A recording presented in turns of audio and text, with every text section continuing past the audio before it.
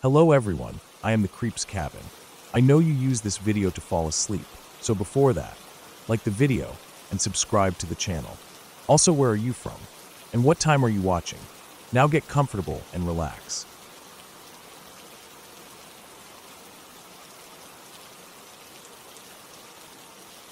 Thanksgiving dinner was depressing from the start. I knew it would be, even before we got there. My girlfriend Marissa had told me plenty about her mother. Her dad had walked out when she was 10, and it had just been the two of them ever since.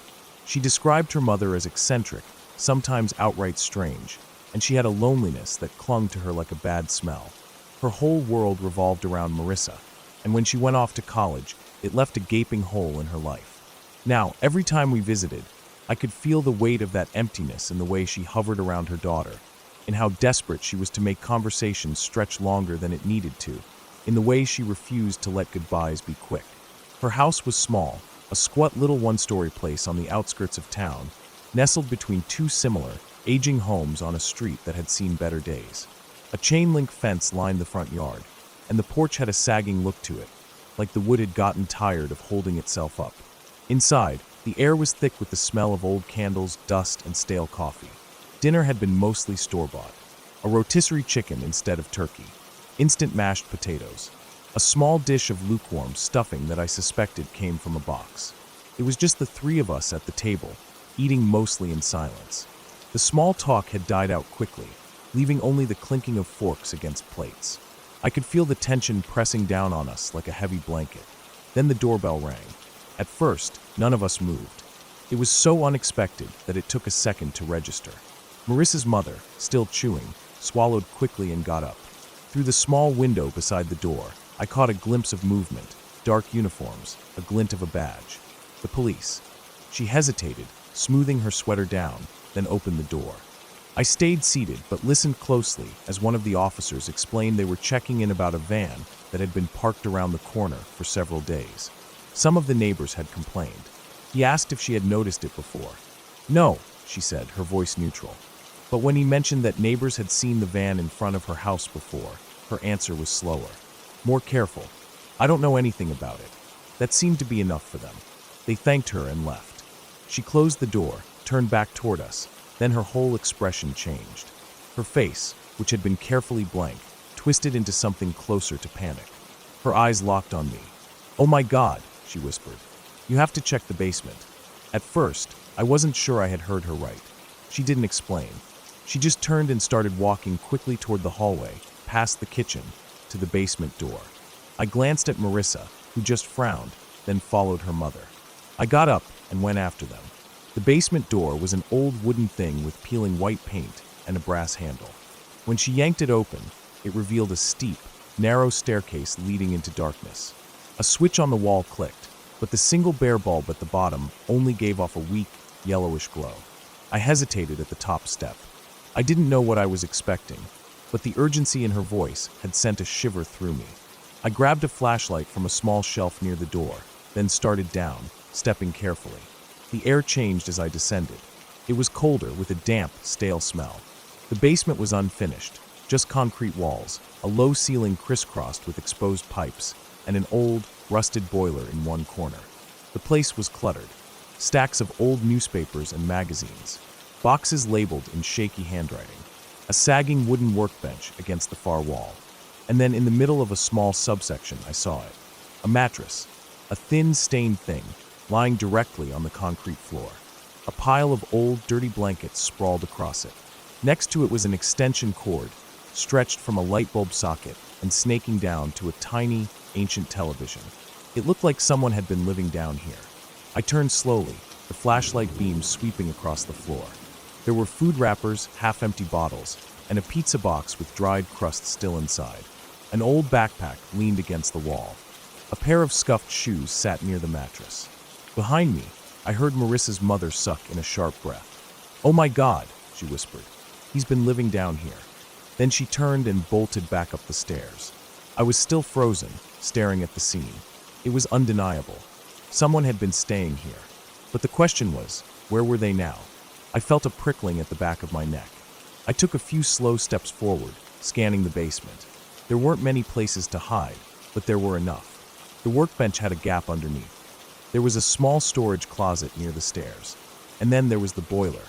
It was old, big, and set close to the wall, leaving only a narrow space behind it. I walked toward it. The beam of my flashlight wavered slightly as I raised it. I took one more step, then leaned just enough to see around the side. And there he was. A man. Thin, dirty, wearing only a pair of boxers. His skin was pale and covered in a sheen of sweat. His eyes were wild, darting from my face to the flashlight to the staircase. And he was holding a finger to his lips. Sure. For a second, I couldn't move. I barely recognized him. But then the features clicked. Marissa's uncle. I had seen a few old pictures of him, heard her talk about him a couple of times in passing. But he looked different. Gaunt. Strung out. His body language screamed fear. Like an animal caught in a trap. I realized I was holding my breath. Upstairs, I could still hear Marissa's mother pacing, her voice high and frantic. Did you find anything? The uncle's eyes locked onto mine. He shook his head, just barely. A tiny, desperate movement. I stepped back, turned off the flashlight, and walked up the stairs. Marissa and her mother were both waiting at the top, eyes wide, expecting an answer. I looked at Marissa, then at her mother, and I shook my head. No, I said. Nobody's down there. Her mother exhaled, her shoulders slumping. Marissa frowned. Are you sure? What about the food, Anne? Probably old, I said quickly. Nobody's there now. I could feel my pulse hammering, but I forced myself to stay still. Dinner resumed, but nobody really ate much. Marissa's mother kept looking toward the basement door, chewing her lip. I just sat there, feeling the weight of what I had seen pressing down on me. Later that night, when I finally had a moment alone with Marissa, I told her everything. She didn't say much at first. Just sat there, eyes wide, lips slightly parted. Then she whispered, "Holy shit." Neither of us told her mother. I don't know why I covered for him. Maybe it was the way he looked at me, the pure, animal fear in his face. Maybe it was because it was Thanksgiving, and I didn't want to be the one to shatter the illusion of a normal dinner. But I never forgot that moment in the basement. That horrible, desperate look on his face. And the way his shaking finger pressed against his lips. Sure.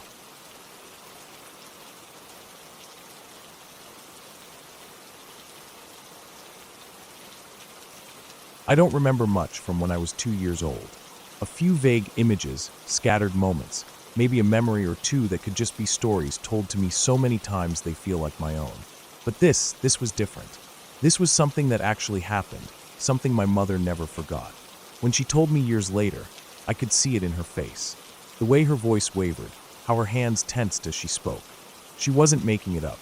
This wasn't some ghost story meant to scare kids into behaving, or a superstition passed down through generations. It was something real. Something that shook her so deeply that even decades later, she still remembered every detail of that night. I was too young to understand death. At 2, the world is simple. People who are there are always there, and if they disappear, they must be coming back. That's how I saw things, and that's how I saw him. He had been a kind man, a neighbor. He lived next door with his wife and 2 daughters.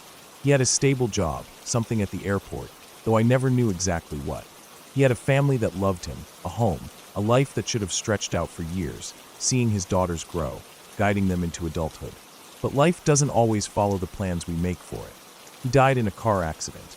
I didn't understand. I was too young to grasp what death really meant. I just knew that one day he was there, and the next he wasn't. But he had always been there, so why wouldn't he come back? I asked about him constantly. I asked my mom, I asked his daughters, I asked anyone who would listen. Asterisk, where did he go? When is he coming back? Asterisk, why did he stop playing with me? Why did he stop making those silly faces that made me laugh? No one knew what to say to me. How do you explain death to a 2-year-old? They'd avoid the question, tell me he wasn't coming back, change the subject, hope I would forget. But I didn't. A few days passed. My father was away on a business trip, leaving only my mother and me in our small flat. It was just another normal night, at least for her. For me, it was something else. We were getting ready for bed. The lights were still on, my mother moving about, settling down for the night. I was sitting there, small, innocent, unaware of how strange the next few moments would seem to her. And then I smiled. Not at her. Not at something I was playing with. Not at anything she could see. I smiled at something beside her. She noticed. Maybe at first, she thought nothing of it. Maybe she assumed I was just a child lost in my own world, grinning at nothing in particular. But then I kept smiling. She asked me what I was looking at, and I told her. I pointed, cheerful, completely unbothered, and told her he was there, standing next to her, smiling at me. Something in her froze. It was a moment of pure instinct, the kind that grabs you before your brain has time to catch up. A mother alone with her child, hearing words that made no sense but sent a deep, immediate chill through her body. She wasn't a superstitious person, not really. But in China, there's an old belief, one that lingers in the back of your mind no matter how much you try to brush it off. Babies can see things adults can't. Maybe it's just an old saying. Maybe it's nothing more than a cultural fear passed down through generations. But in that moment, my mother didn't care if it was true or not. Because I was pointing at something. Because I was smiling. Because I seemed so sure. She tried to reason with herself. I was just a child. Maybe I was playing a game. Maybe I was remembering something. Maybe, **, maybe, **. Then I pointed again. I insisted. I told her, still smiling, still happy, that he was standing by the door now. Her stomach turned to ice. She had just been standing there. The light switch was by the door. She had been there only seconds ago. And I was telling her that something else had been there too. Panic rose in her chest. Not the kind of fear that makes you scream or run, but the kind that locks your body in place, that makes your mind race with thoughts you don't want to believe. She wasn't the kind of person to let fear control her, but she was also alone. My father was gone. It was just her and her 2-year-old child, who was still smiling at something that wasn't there. She didn't turn off the light. She didn't move toward the door. She grabbed me, pulled me close, and retreated to her bed. She held me tight, pulling the blankets over us like they could protect us from whatever she feared. I didn't understand. To me, it was nothing. I was a child, happy, unaware. But my mother spent the entire night awake, trembling, watching the door. Nothing happened, but she never forgot. The next morning, she didn't take any chances. She found a monk, someone to perform a ritual, to bring her peace of mind, if nothing else. The man listened carefully, nodding, then did what she asked. He scattered rice at the door. He spoke words she didn't fully understand. And then he told her something that made her shiver all over again. The man who had died, the neighbor who had always played with me, hadn't moved on. He was still lingering, not out of malice, not to harm anyone, but because he had died too suddenly, because his heart had been full of things left unfinished. He had loved his family. He had loved his daughters. And maybe in some small way, he had loved the little child next door who always smiled at him. But he was gone now, and it was time to let go. That morning, my mother stood by the door, looking at the space where I had pointed the night before. And she spoke. She told him to leave. Not with anger, not with fear, but with understanding. He wasn't supposed to be here anymore. He had a family that loved him, but they needed to move forward. And so did he. She asked him, please let us be. Let the child be. ***. And from that day on, I never spoke of him again. Maybe I just forgot, as children do. Maybe it was never anything more than a coincidence, a child's mind making connections adults couldn't see. Or maybe, just maybe, he had been there all along. And when my mother spoke, when she finally told him it was time to go, he listened.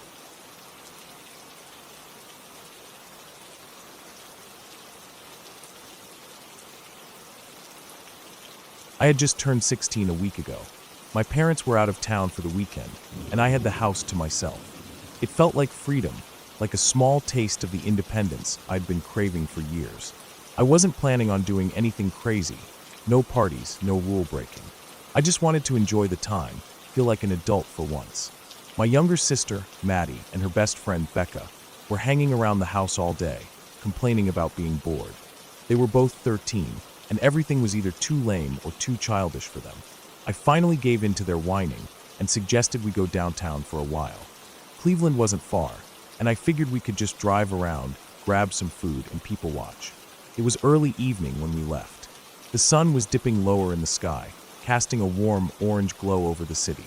I drove us past the big buildings, the flashing billboards, and the busy sidewalks filled with people going about their nights. Everything felt normal, routine. But then, that changed. We pulled up to a red light at an intersection, waiting like any other car. Traffic was heavy, but moving steadily. I barely noticed the car 2 spots ahead of me at first. It was some older model sedan, paint faded, tail lights dull. Nothing about it stood out, until the driver's door suddenly swung open. A man jumped out, not in the way someone normally gets out of a car. He launched himself out, moving like something had snapped inside him, like he couldn't sit still another second. He landed on his feet in the middle of the street, then immediately sprinted to the nearest car, slamming his hands down on the hood. I sat frozen, my foot hovering over the brake. He wasn't just running up to cars, he was attacking them. He pounded on hoods, rocked vehicles back and forth, and even climbed onto one, stomping over the windshield before jumping off. I watched in stunned silence, my heartbeat drumming in my ears. The people in the cars he targeted just sat there, too. Maybe they were like me, trying to process what they were seeing, waiting to see if it was some weird joke, some drugged-up lunatic who would just run off. But he wasn't running off. He was working his way down the line of cars, getting closer. He reached the car right in front of me. I saw the driver inside, gripping the steering wheel so tight their knuckles turned white. The man grabbed onto the side mirror, jerking it back and forth like he was trying to rip it off. Then he climbed onto the hood, crouching low, his hands slamming against the windshield. The light was still red. Nobody could move. I felt the panic rise in my chest, something deep and instinctual screaming at me to get out of there. I swallowed hard and glanced at Maddie and Becca. Their eyes were huge, their bodies stiff. They hadn't said a word since the guy jumped out of his car. And then he turned and looked at me. That was when I saw it. The mask. It wasn't a regular ski mask or something normal like that. It was made of leather straps, buckles, and metal rivets, like something out of a horror movie. It looked old and worn, like it had seen years of use. I knew exactly what it was. Mankind's mask. I had seen it before on TV, on old wrestling videos. It belonged to that wrestler, the one who did crazy stunts and took brutal beatings. But seeing it on this guy, in the middle of the street, with the way he was acting, it wasn't some wrestling gimmick. It was something much worse. My hands gripped the steering wheel so hard my fingers ached. My brain went into overdrive, trying to figure out what to do. I couldn't stay here. I couldn't let him reach my car. I glanced at the curb. If I had to, I could jump it, cut through the sidewalk, and get the hell out of here. I shifted in my seat, readying myself, checking the side mirror for pedestrians. My stomach churned. Then the honking started. Loud, angry blasts filled the air as drivers behind us laid on their horns. It startled me so much I flinched. The noise seemed to shake the whole street, echoing off the buildings. The man's head snapped toward the sound. For a moment, he stood completely still, like a wild animal deciding whether to fight or flee. Then, without warning, he sprinted back to his car. He yanked the driver's door open, threw himself inside, and within seconds, his car shot forward. The light turned green. I didn't even think. I yanked the wheel hard and made a U-turn right in the middle of the intersection.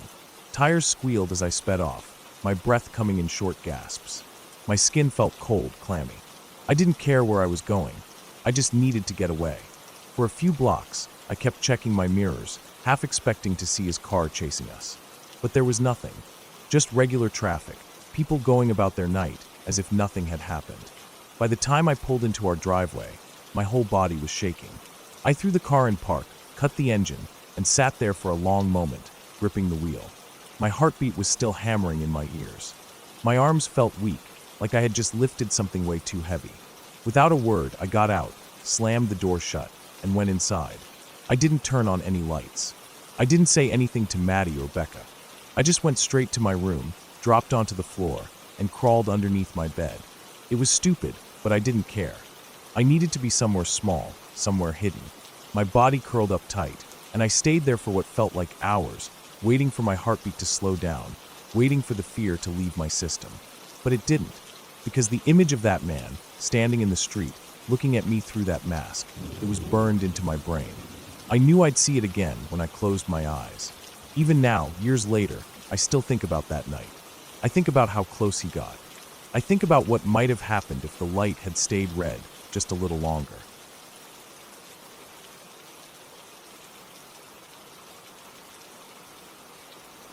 I was walking home from a party late one night.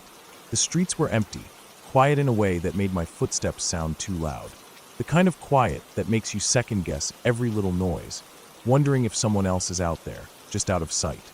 The air was cold. Not freezing, but just enough to make me shove my hands deep into my pockets and tuck my chin into my jacket. The streetlights had that dull, yellow glow, flickering every now and then. Some of them weren't even working, leaving patches of darkness along the sidewalk. It was one of those nights where everything felt off, but I wasn't thinking much about it. Just another night. Just another walk home. I had a bit of a buzz from the drinks at the party, but I wasn't drunk. Just relaxed, maybe a little too careless. That's probably why I didn't react the way I should have when I first noticed the guy. He was standing near the edge of the sidewalk, hoodie pulled up over his head.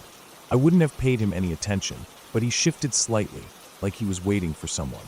Then, as I passed, he turned his head toward me. "Hey bro," he whispered, just loud enough for me to hear. "Come with me, I need your help." I stopped, just for a second.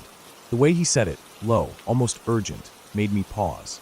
I wasn't the type to get involved in random people's business, but I was young, naive, and honestly, a little too trusting back then. Something about his tone made it seem like it was important, like maybe he was in trouble. I glanced around. No one else was nearby. Just me and him. "Yeah, all right," I said. I followed him. He led me down a side street, away from the main road. The further we went, the quieter it got. Streetlights were fewer and farther between, and before long, we reached a long, dark driveway leading to a house set back from the road. I hesitated. Something about it felt off. Houses this far back from the road usually meant no one would hear you if you screamed. He kept walking, and I followed a few steps behind. The driveway was cracked, weeds growing through it. There were no cars in sight. The house itself was dark, no lights on inside, no signs of anyone home. Then he stopped. He crouched down near the corner of the house, just before the front yard opened up. I slowed down, standing a few feet behind him. "What are we doing here?" I asked. He turned his head slightly, barely looking at me. Sure. That was when I realized something was really wrong. He wasn't nervous. He wasn't scared. He wasn't acting like someone who needed help. He was pumped up, like he was getting ready for something. And then I saw the knife. He pulled it out slowly, like he was making sure I saw it. Not a small pocket knife, or something you carry for protection. A real knife. Long blade, sharp looking. He adjusted his grip on it, flexing his fingers. "Just be quick," he muttered. "Get ready to run, bro." I felt my stomach drop. This wasn't some random guy in trouble. He wasn't asking for help. I had followed some dude to a house he was about to rob. I took a slow step back. He didn't seem to notice. He was too focused, too locked into whatever he was about to do. I didn't wait to see what happened next. I turned and ran. I didn't say a word, didn't try to argue, didn't try to reason with him. I just ran. The moment my feet hit the pavement, I heard him hiss, "Hey, wait." I didn't look back. He called after me again, something about helping him out, but I wasn't listening. My legs were moving before my brain even caught up, and I sprinted full speed down that driveway. The gravel was loose under my feet, and I nearly slipped. I caught myself just in time, heart hammering so hard I could barely hear anything else. Behind me, I heard him moving, fast footsteps crunching against the ground. Was he chasing me? I wasn't going to slow down to find out. The second I hit the main road, I kept running. My lungs burned, my legs ached, but I didn't stop. Not even when I was far enough away to feel safe. I only stopped when I reached a busier street, where there were lights, cars, people. Somewhere I knew he wouldn't follow. I stood there for a minute, catching my breath, my mind still racing. What the hell just happened? I had been stupid, incredibly stupid. I could have been arrested if I had gone along with him. Or worse, I kept thinking, what if I had stayed? What if I had actually gone inside with him? What if someone had been home? What if he had turned that knife on me? That night, I learned something. Some people in my hometown were just plain dodgy. And sometimes, listening to your gut can save your life.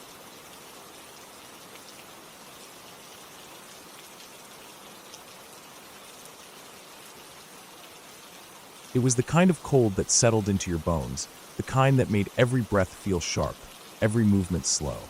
The trees stood bare, their branches thin and lifeless against the gray sky.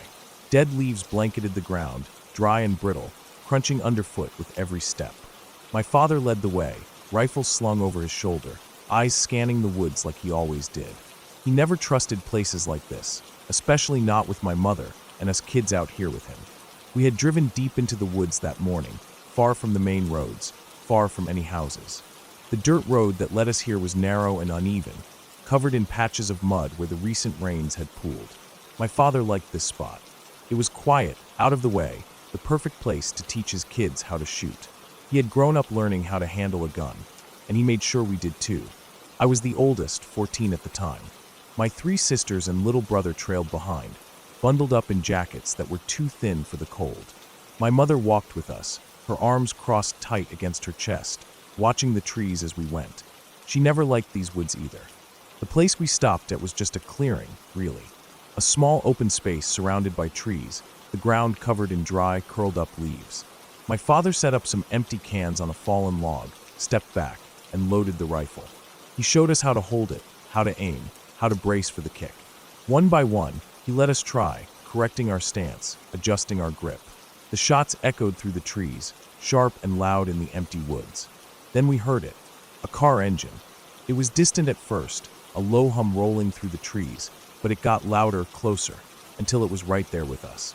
My father stiffened, the rifle still in his hands. He hadn't expected anyone to be out here. Nobody came this far into the woods unless they had a reason to. The car came into view, a blue Ford Galaxy, old but well kept, moving slow over the uneven ground. It didn't belong here. We watched as it rolled to a stop maybe 50 yards from us.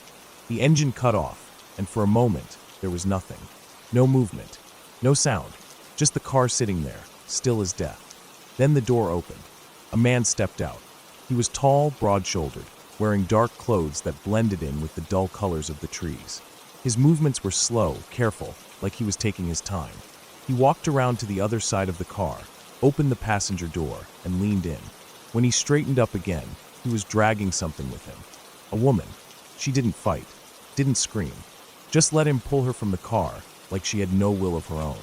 Her body was limp, her legs barely holding her weight as he dragged her a few steps and let her go. She crumpled onto the ground, arms splayed out, head tilted to the side. And then he got back in the car. He didn't run, didn't rush. Just shut the door, started the engine, and pulled away, rolling slowly back the way he came. We didn't move, didn't breathe. My father finally reacted, his voice low and urgent. "Get down." He pushed my mother and us kids toward a pile of leaves near the edge of the clearing. We scrambled under, pressing ourselves flat, the dry leaves scratching at our skin. He dropped down beside us, rifle clutched tight, eyes locked on the spot where the car had disappeared. We waited. Nothing came. Minutes passed before my father moved again. He stood slowly, scanning the trees. Then, cautiously, he stepped toward the woman. She moved. Her head lifted, and she sat up like she had just woken from a deep sleep. We stared at each other. She wasn't hurt. No blood, no bruises. Just a vacant expression, her eyes dull and unfocused. My father asked if she needed help. She said no. Her voice was flat, emotionless, like she wasn't even there. She got up, dusted herself off, and walked away. Just like that. We watched her disappear into the trees, moving with a strange, sluggish determination. My father didn't call after her, didn't try to stop her. He just turned back to us, face pale, jaw clenched. "We're leaving." We gathered our things and started toward the dirt road. That's when we saw the car again. It was coming back, moving slow. We kept walking, acting like nothing was wrong. My father held the rifle in plain view, making sure the driver saw it. As the car rolled past, I looked inside. The man was watching us, and on the seat beside him, stretched across the faded upholstery, was a machete. Long, sharp, within easy reach. The man smiled, a small, polite smile, like he was just passing by on a Sunday drive. He nodded at my father, made some small comment about the weather, and drove away. We didn't stop, didn't speak, just kept walking. When we got back to the car, my father drove straight home. He went back the next day. The woman was gone. No sign of her anywhere. But he did find something. A wig, a purse, a pair of glasses, and scattered nearby, torn up tissues, crumpled and dirt-stained. He gathered the items and brought them home. When he walked in the door, my mother screamed. He killed her. He killed that lady. Her voice was raw, hysterical. My father took the items to the police. But nothing came of it. No reports, no news, nothing. And then the next morning, my mother got a phone call. It was my grandmother calling from work. She spoke fast, her voice tight with panic. "Don't take the bus today. I'm coming to get you." My mother asked why. My grandmother hesitated. Then, finally, she said it. "That car is waiting for you at the bus stop." My mother stood there, frozen, the phone gripped tight in her hand. Through the window, she could see the street. The blue Ford Galaxy, parked at the corner. The driver inside, watching, waiting. She turned away from the window and locked the door.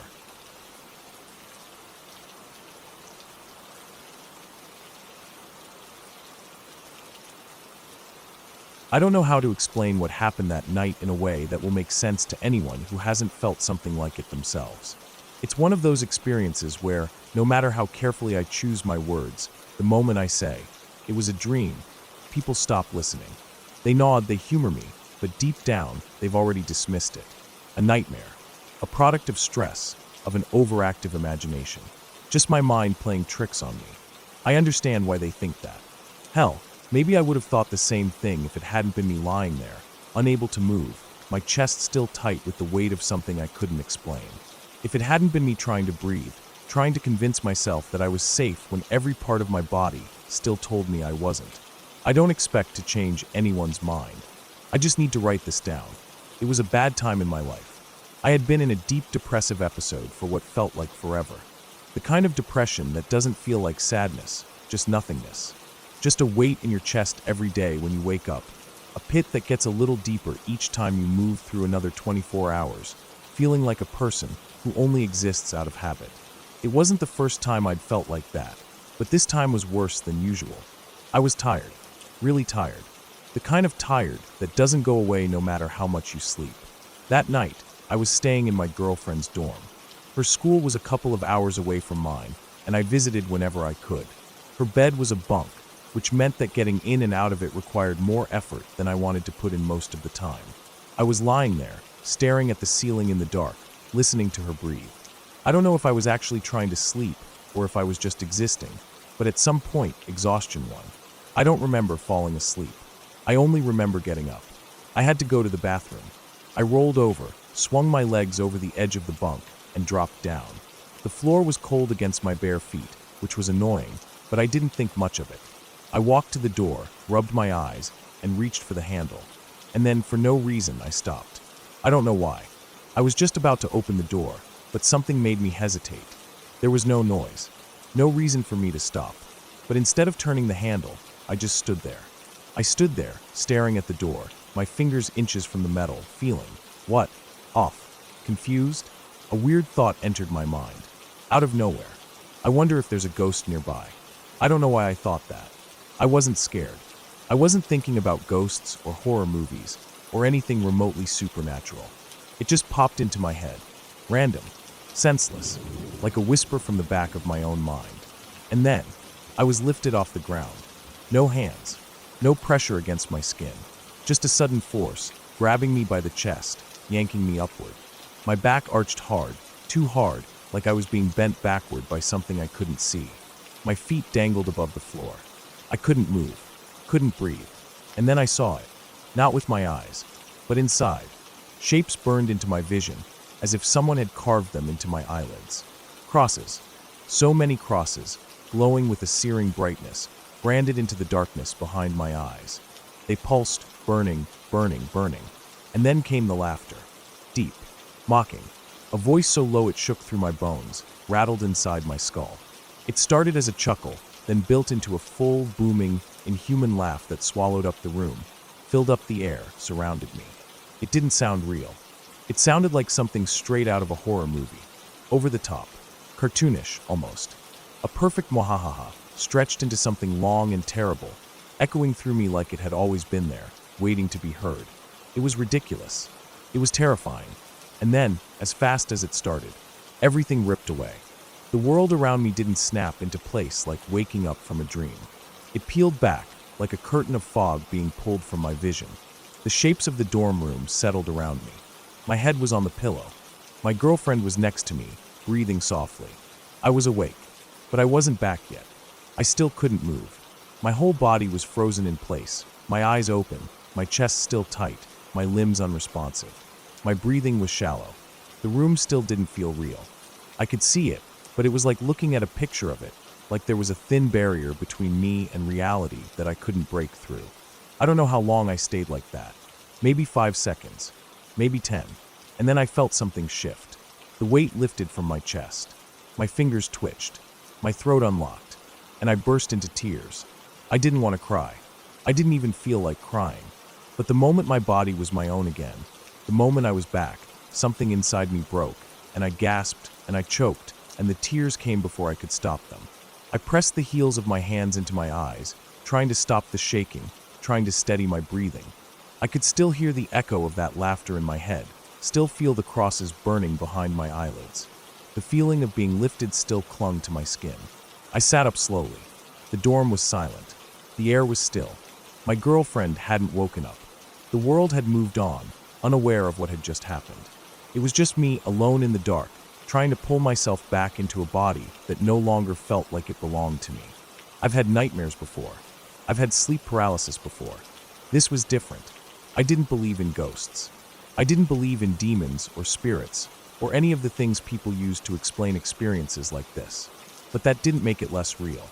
The body remembers fear, even when the mind tells it there's nothing to be afraid of. I lay back down, staring at the ceiling, waiting for sleep to come again. It took a long, long time.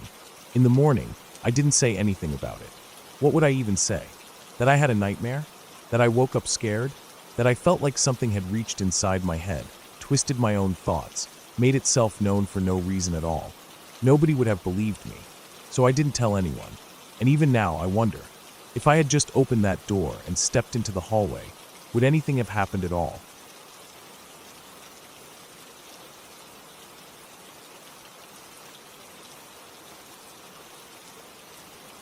I was 10 years old the night it happened. Young enough that I didn't fully understand the weight of it at the time, but old enough that I never forgot. It stayed with me in a way that few memories do, etched into my mind like something permanent, something too strange to ever fade. That summer, I was spending a lot of time at my grandmother's house. She lived in a quiet town, in a modest little home with a fenced-in yard and a front porch that creaked when you walked on it. It wasn't a spooky house, not the kind you'd see in movies with long, dark hallways or eerie basements. It was cozy, safe, a place where the smell of freshly baked bread hung in the air, and where the ticking of an old wall clock in the living room was the only sound late at night. At the time, my grandmother was taking care of her father, my great-grandfather. He was old, in his 90s, and needed help with his daily routines. Every morning, she would go to his house, which was just a few streets away, to make sure he had everything he needed for the day. She'd check his food, his medications, and spend some time talking with him. He was still independent in some ways, but he relied on her for the little things. Things that made all the difference when you were that age. That night started like any other. We had dinner together, just the two of us, sitting at the small wooden table in her kitchen. The television was on in the background, playing some show neither of us were really paying attention to. Afterward, she washed the dishes while I dried them. It was a routine we had whenever I stayed over. When we finished, I went to my usual spot, an old couch in the living room where I liked to sleep. I had a proper bed in the guest room, but for some reason, I always preferred the couch. Something about being in the open space, near the soft glow of the nightlight in the hallway, made me feel more at ease. My grandmother went to bed a little later, after checking the locks on the doors like she always did. I remember hearing her footsteps fade down the hallway and the quiet creak of her bedroom door closing. The house settled into silence, the only sounds being the occasional hum of the refrigerator and the slow ticking of the wall clock. I fell asleep easily, as kids do, but something woke me up in the middle of the night. At first, I didn't know why. I was groggy, disoriented, the way you feel when you wake up too suddenly and aren't sure if it's morning or still night. The living room was dimly lit by the hallway nightlight, casting long shadows that stretched across the floor. Then I heard it, a voice. At first, I thought it was my grandmother talking in her sleep. That wasn't unusual. She sometimes muttered things when she was dreaming. But as I lay there, still half asleep, I realized this was different. This wasn't just random murmuring. She was speaking clearly, in full sentences, in a way that didn't sound like sleep talking at all. I strained to listen, my breath slowing as I focused on the sound coming from her room. Her voice was soft but steady, like she was having a real conversation with someone. But the more I listened, the stranger it became, because it didn't sound like her. It was her voice, but not in the way I was used to. There was something about the tone, the way the words came out. It was familiar, but it wasn't hers. It reminded me of someone else, someone I couldn't quite place at first. Then, as I kept listening, it clicked. She was speaking in her mother's voice. That realization sent a slow wave of unease through me. My great-grandmother had passed away years ago, long before I was born, but I had heard old recordings of her voice. And right then, in the quiet of that dark house, it was as if she was speaking again, but through my grandmother. I stayed frozen where I was, my heart beating a little faster. She wasn't saying anything complicated, just a few simple phrases over and over again, in a calm and steady tone. Yes, you can go. No, no need to worry. I will be fine. Go if you must. I didn't move. I didn't get up to check on her. I just lay there, staring at the ceiling, listening. The words repeated, quiet but clear, and eventually, the exhaustion pulled me back under. I fell asleep to the sound of her voice, telling someone it was okay to leave. The next morning, I woke up with the memory still fresh in my mind. I didn't feel scared, just confused. It was one of those things that didn't make sense, but also didn't feel urgent enough to question. I got up and went about my morning like usual, rubbing the sleep from my eyes as I made my way to the kitchen. My grandmother wasn't there. That wasn't unusual. I assumed she had already gone to my great-grandfather's house, as she always did first thing in the morning. I didn't think much of it. I poured myself a bowl of cereal and sat at the table, eating in the quiet. It wasn't until she came back that everything changed. She stepped through the door, and I knew something was wrong before she even said a word. Her face was pale, her eyes red and swollen. She looked at me, and in an instant, she broke down completely. She didn't say anything at first. She just walked over to me, pulled me into a tight hug, and started crying. Her whole body shook, and I just stood there, not knowing what to do. I had never seen her cry like that before. Then, through her sobs, she finally spoke. He's gone. My great-grandfather had passed away during the night. I stood there in shock, my mind struggling to process what she was saying. He hadn't been sick, at least not in any immediate way. He was old, yes, but he had been fine the day before. There was no warning, no sign that it was coming. And yet, just like that, he was gone. As she calmed down, she told me the rest. When she had arrived at his house that morning, she found him lying peacefully in bed, dressed in silk pajamas he hadn't worn in over 10 years. That part struck her the hardest. He had never worn them, not since his wife, my great-grandmother, had passed. They had been a gift from her, something he had kept but never used. And yet, on this particular night, he had chosen to wear them. It was like he knew, like he had prepared himself for it. And suddenly, the memory of the night before hit me in full. The voice, her voice, the words she had spoken. Yes, you can go. No, no need to worry. I will be fine. Go if you must. I didn't say anything. I didn't tell her what I had heard. I don't know why. Maybe because I wasn't sure what it meant, or maybe because deep down I already knew. We spent the rest of the day in a quiet, heavy kind of sadness. Family members came by, people whispered condolences. The house, which had always felt warm and familiar, suddenly felt different. Like something had shifted, something invisible but heavy. I never brought it up with her, and she never spoke about that night. But I knew, without needing to ask, that somehow, in some way I would never understand, she had given him permission to go.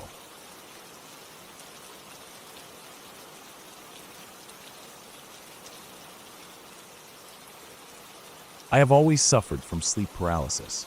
It started when I was 3 years old, and it never really went away.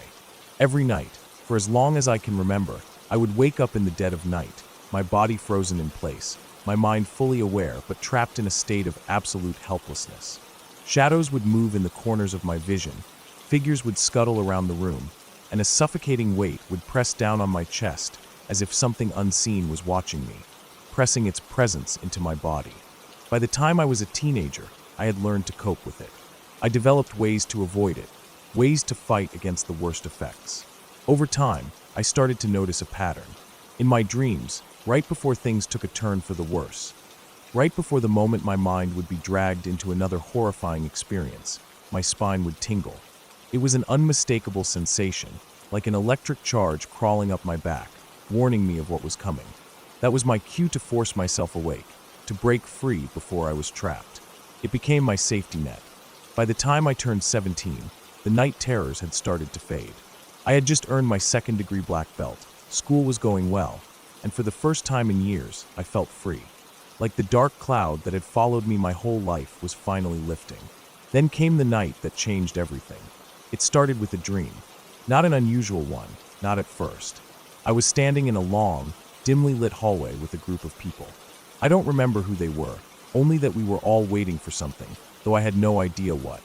The hallway stretched ahead endlessly, doors lining the walls, their frames old and cracked. The air was heavy, thick with something I couldn't quite place. Then it happened. The tingling sensation ran up my spine like ice water being poured down my back. A paralyzing cold spread through me. I had to wake up. I knew what was coming. I had to break free before. I couldn't move. Panic set in immediately. I had learned to wake up before this happened. Why wasn't it working? Then I noticed that everyone in the hallway had gone silent. Their heads slowly turned toward the staircase at the far end of the hall. Their faces were blank, their eyes wide and empty. Footsteps. Slow, deliberate, heavy. Something was coming up the stairs. Each step echoed through the silence, growing louder, closer. The weight of dread in my chest became unbearable. I wanted to run, to move, to do anything, but I was stuck in place, my body completely unresponsive. Then it reached the top of the stairs, and I saw it. A figure. Shadowed, indistinct, yet unmistakably real. The way it stood, the way its head tilted ever so slightly, as if it was watching me. And then it moved. Faster than I could react, it was on me. A hand gripped my throat, squeezing, crushing. My body convulsed as pain exploded through my chest. A sharp, blinding agony. I felt every second of it, every ounce of excruciating pain as something tore into me. My vision blurred, the world fading to black, but the pain remained. A cold, searing pain deep inside my body. Then I woke up, except I wasn't really awake. I recognized it immediately. The sensation of sleep paralysis locking me in place, the familiar weight pressing down on my chest, the darkness that clung to every corner of the room. But something was wrong. The figures that usually lurked at the edges of my vision were always the same, shadowy, featureless, never fully solid. But this one was different. It didn't move. It didn't flicker in and out of existence like the others. It was standing right over me. A man. His body was stiff, his breathing shallow and unnatural, like he was holding himself back from lunging forward. And his eyes, his bulging, hate-filled eyes, burned into mine with an intensity that made my stomach twist in fear. I tried to move. Nothing happened. My limbs were useless. I was completely at his mercy. Then he raised his hand. The moonlight streaming through the crack in my curtains caught on something. A glint of metal. A knife. Panic hit me in full force, but I could do nothing. My body refused to respond.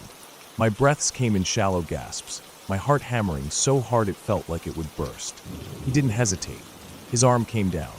A sharp, burning pain shot through my leg. The force of it was enough to jolt me out of my paralysis, my body suddenly springing to life. The scream that tore from my throat was raw, filled with more terror than I had ever felt in my entire life. I barely registered the sound of footsteps, heavy rushed, a door bursting open. Then everything went black. I woke up to the sound of voices. Not just voices, my dad's voice. There was a strain to it, an urgency I had never heard before. My body felt heavy, my mind sluggish as I tried to make sense of my surroundings. My leg throbbed with a deep, pulsing pain. Then it hit me. The smell. The sterile, chemical scent. I wasn't in my room. I was in a hospital. Reality came crashing down around me all at once. The figure. The knife. The pain. It was real. The man had been real. I wasn't sure how long I lay there, staring at the ceiling, trying to process it. It didn't feel real. Even as I felt the ache in my leg, even as the memories played in my mind, it felt like I had fallen into another nightmare. But I hadn't. Later, I learned the truth. The man who had stabbed me was no stranger. He was a friend of my mother's, someone she had known for years.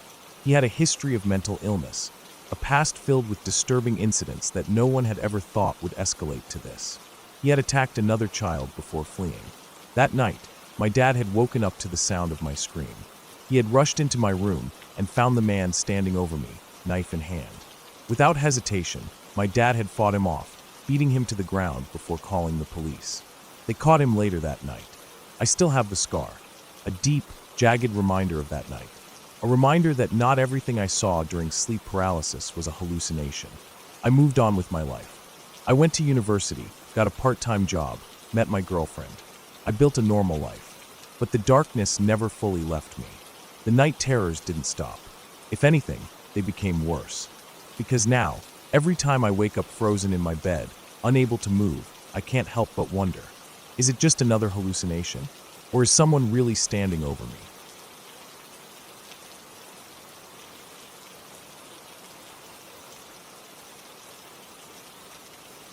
Chicago, 1997. A winter so brutal that the cold felt like it could strip the skin from your bones. Ice storms swept through the city, hammering down on rooftops, coating streets in thick sheets of frozen glass, snapping power lines like twigs. When the power went out, it stayed out, sometimes for days. That winter, I was 6 years old, living in a house that felt older than time itself. Half of it was new construction, fresh drywall, modern paint, clean floors.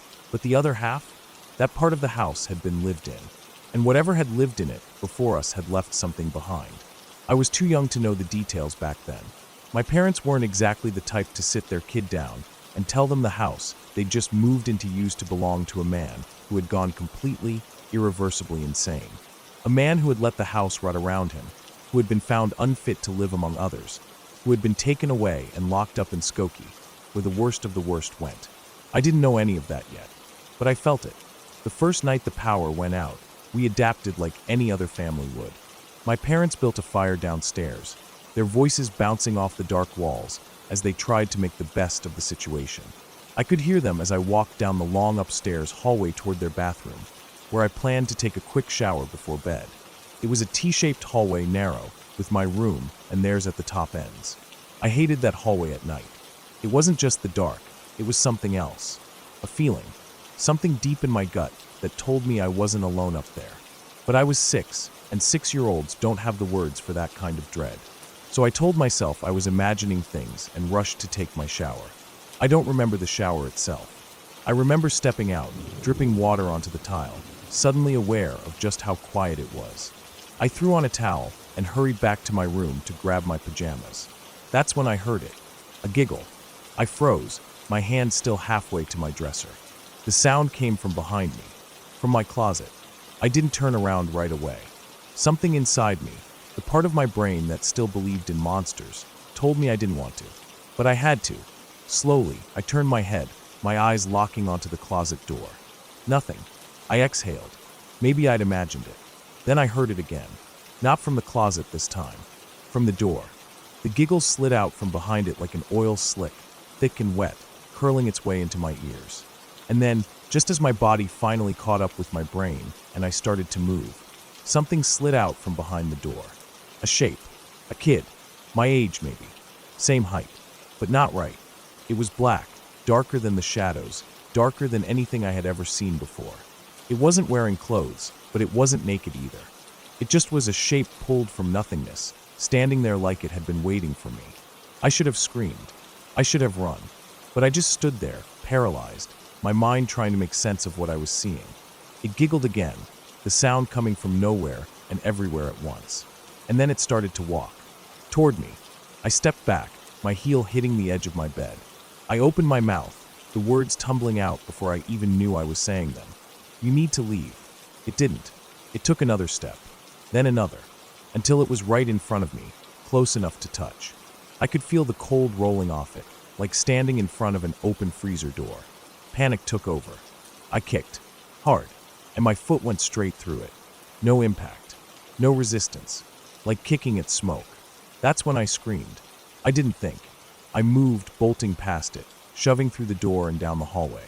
My bare feet slammed against the cold wooden stairs as I ran. My parents turned, startled, as I came flying into the living room, gasping for breath. I don't remember what I told them. Maybe nothing. Maybe some half-garbled excuse about a bad dream. All I know is I refused to go back upstairs alone that night. And that wasn't the last time I saw it. It started appearing more often. Always at night. Always in the same way. I'd wake up to the sound of giggling, or the feeling of something watching me from the foot of my bed. Some nights, it just stood there. Other nights, it moved. Once, I woke up to find it crouched beside my bed, its head level with mine, grinning. I started calling it the black thing. It fit. It was black, and it was a thing. But then, one night, everything changed. It was summer. I couldn't sleep, so I crawled into bed with my parents. I remember the warmth of their blankets, the steady rise and fall of their breathing, the comfort. And then I woke up, freezing. The room felt like it had been plunged into deep winter, my breath curling in the air in front of me. I didn't move right away. I knew it was there, at the foot of the bed. I forced myself to look. It wasn't alone. There were 3 of them now. The black thing, and what could only be its parents. Tall, silent, standing in the dark, staring down at us. The cold was unbearable. My body felt locked in place, my heart hammering in my chest. I wanted to scream, but no sound came out. And then, somehow, I found my voice. You need to go. Now. You are not welcome here. I don't know why I said it. The words just came. But they worked. Slowly, almost reluctantly, they faded. The black thing first, then the others. Like smoke being pulled into a draft. I never saw the mother again. The father. I saw him one more time. At the next house. I woke up one night, years later, feeling that same familiar chill. My stomach twisted as I turned my head. He was standing in the corner of my room. I didn't hesitate. Get out. And just like before, he left. Hashtag the house, the sword, the photos. It wasn't until much later that I learned the truth about that house. The man who lived there before us had lost his mind. He let the house rot, left things behind. When my mom was cleaning, she found something in a floor vent. A small ceremonial Japanese sword. And something else. Polaroids. Polaroids of young women. Too young. Too scared. My mom threw them away. I never saw the black thing again after that house. Maybe it was an imprint of him. Maybe it was something else. But some nights, when I wake up in the dark, I swear I can still hear it. Giggling.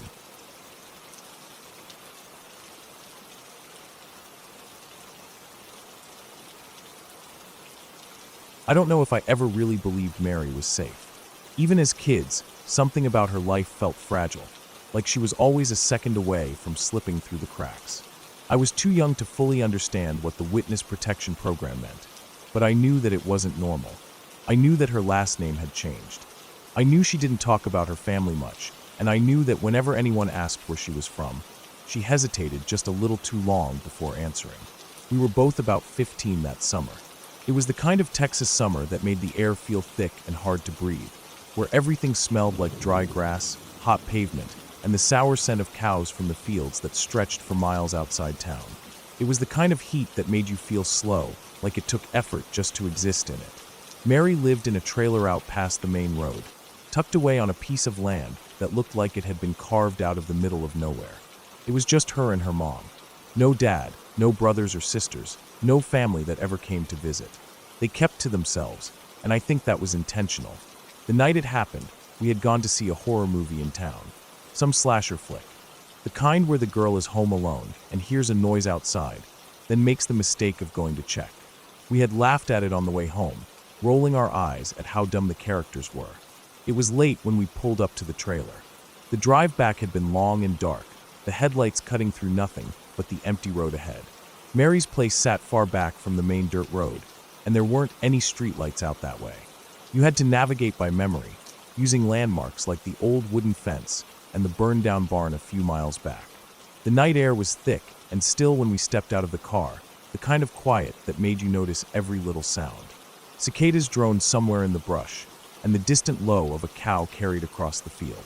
But then something else. A rustling. Soft but deliberate. We both froze. It wasn't the wind. There wasn't any wind. I told myself it was just an armadillo or a stray dog digging through the trash. But Mary wasn't moving. She was staring out past the trailer, into the trees where the sound had come from. I didn't say anything. We just stood there waiting, listening. Nothing. After a long moment, Mary exhaled. "It's nothing," she mumbled, more to herself than to me. We went inside, locking the door behind us. We changed into our pajamas and sat on the couch, trying to shake the feeling off. The movie had gotten in our heads, that was all. Then the first bang came. Loud. Sharp. The kind of sound that makes your brain stutter for a second before it catches up to what's happening. It came from the front door. I looked at Mary. Her face was completely drained of color. Another bang. Then another. The whole trailer shook. I didn't know what to do. Neither did she. We were frozen, staring at the door as it rattled against the frame. The metal hinges groaned with every hit. Then we heard footsteps, heavy footsteps, circling around the side of the trailer. The banging stopped.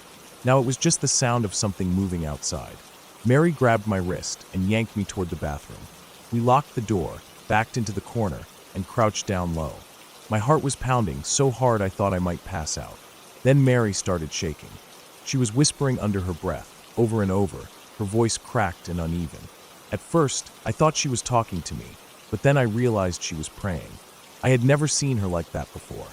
Mary was the tough one. She didn't cry at school, didn't get scared of stupid things like ghosts or clowns.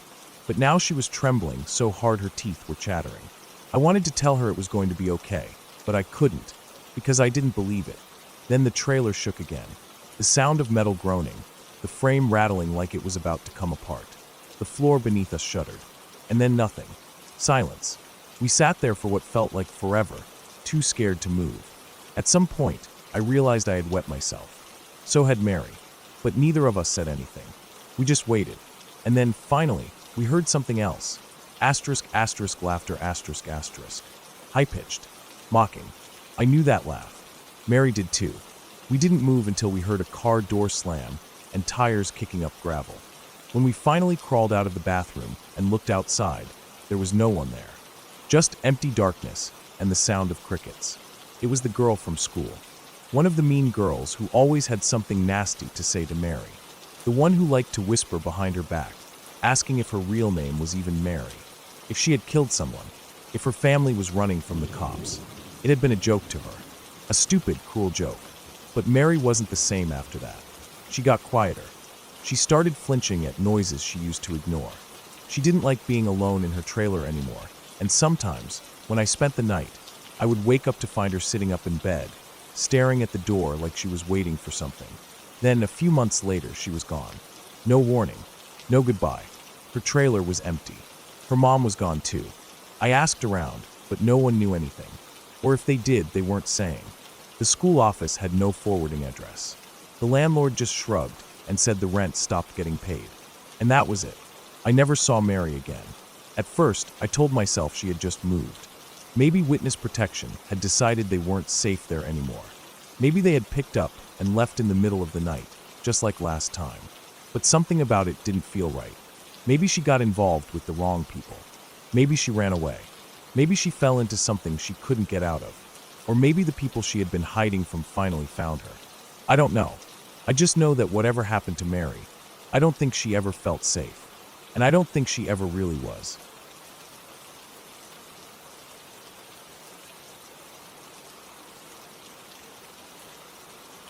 I woke up to a feeling I couldn't explain. My body was heavy, like I had been sleeping too deeply, but my mind was alert, restless. Something was off. I was lying on my side, facing the wall, my blankets pulled up to my chest. My room was quiet, but the air felt wrong. There was nothing I could hear, but the silence itself felt heavy, like the weight of something pressing down on me.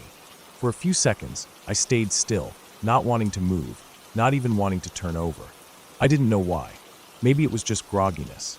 Maybe I was half in a dream, that strange space between sleep and waking where the world doesn't feel real yet. But I knew I was awake. I could feel my pulse in my fingertips. I could hear the faint hum of the fan in the hallway outside my room. Still, something held me there, frozen in place. My breath was quiet, shallow. My ears strained for any noise.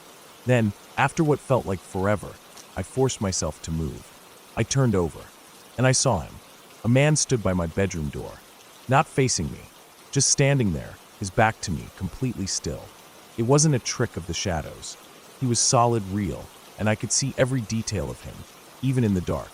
He wore a long coat, the fabric heavy and draping past his waist. His shoes were dark, polished, and on his head, sitting neatly, was a bowler hat. I stared. My brain was slow to process it.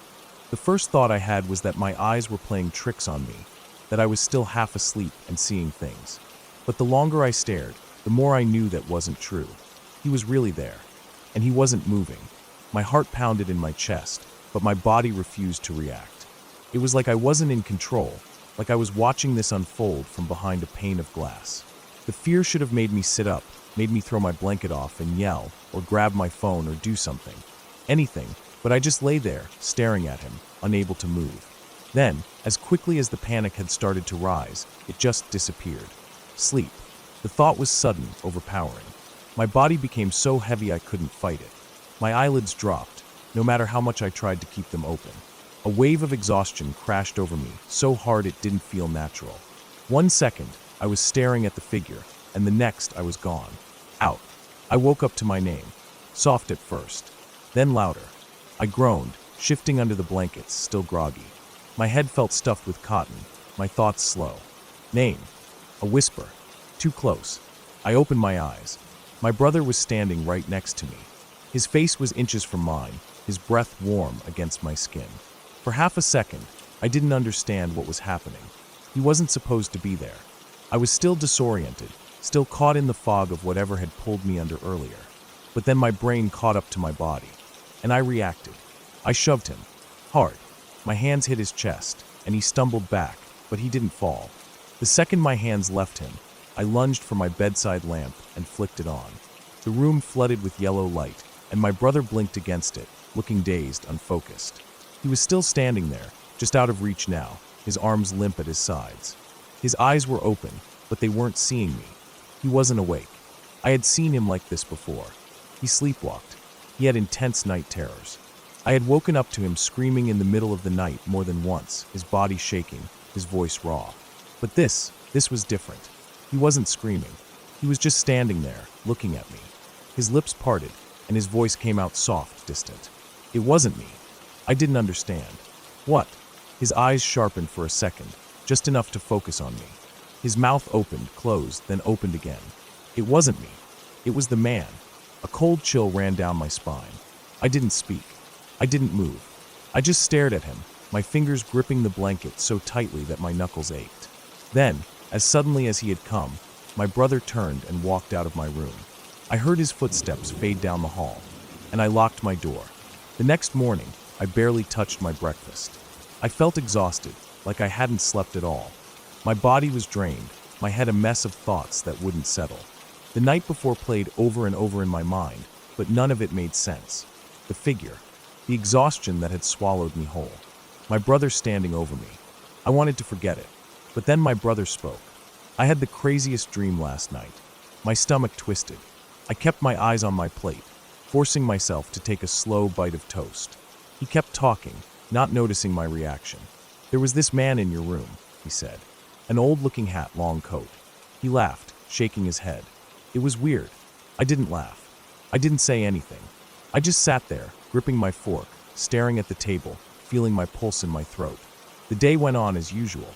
Chores, errands, distractions. I told myself it wasn't a big deal, that I had been half asleep, that my brother's night terrors had gotten in my head. But that night, when I went to bed, I locked my door again. And I didn't sleep. I kept my light on. I stared at the door, at the shadows under it, at every flicker of movement in the hallway beyond. And I waited, for something that never came. But I still felt it. Even now, I still feel it.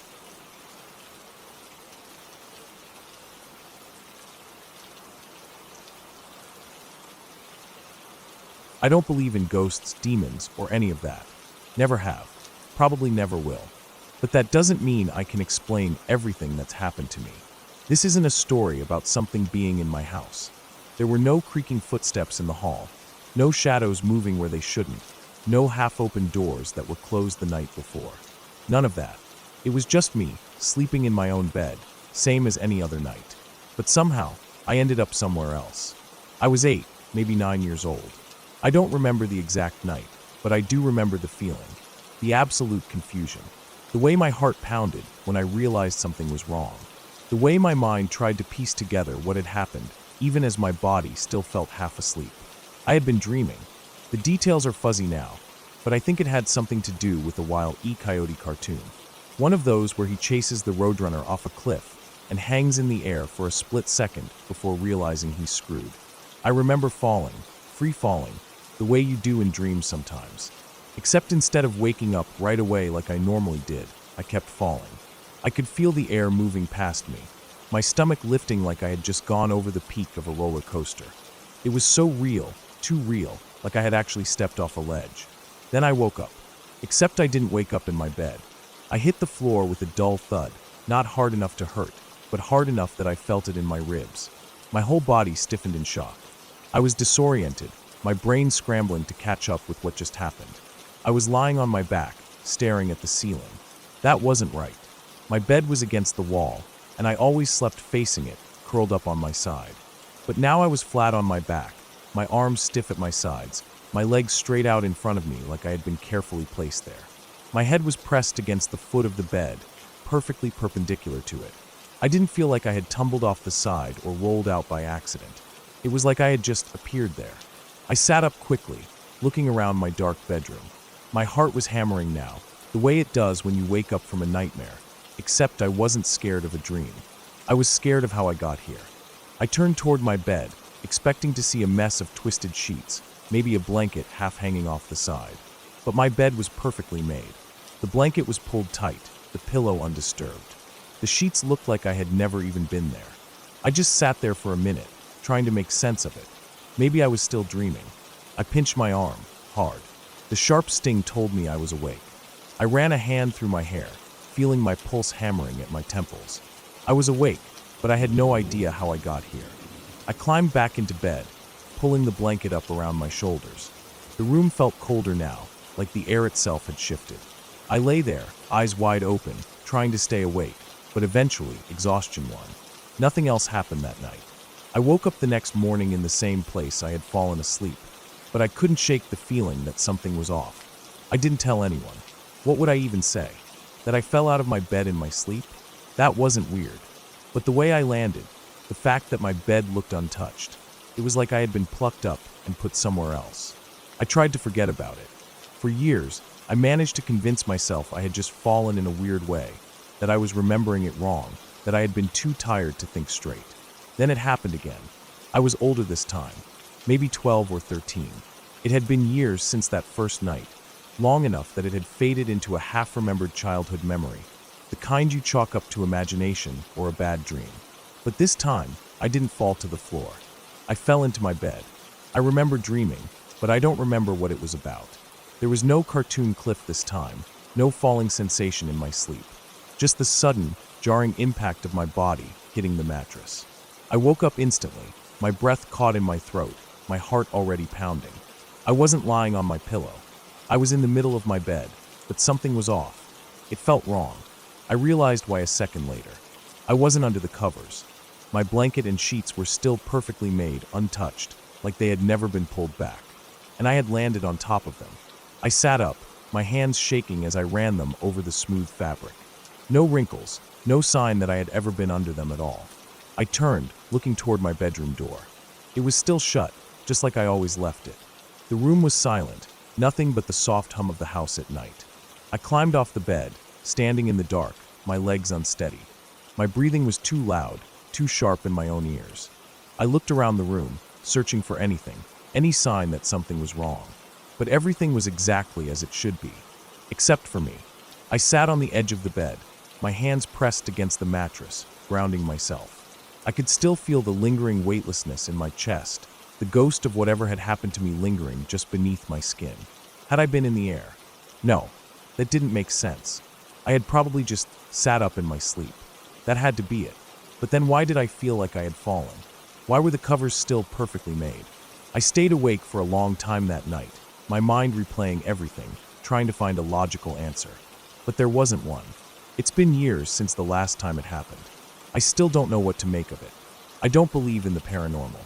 I don't believe in sleep paralysis or out-of-body experiences or any of the other things people might use to explain it. But I do know that it happened. I didn't roll out of bed. I didn't sit up in my sleep. I fell. Once I fell to the floor. Once I fell into my bed. And to this day, I have no idea how or why.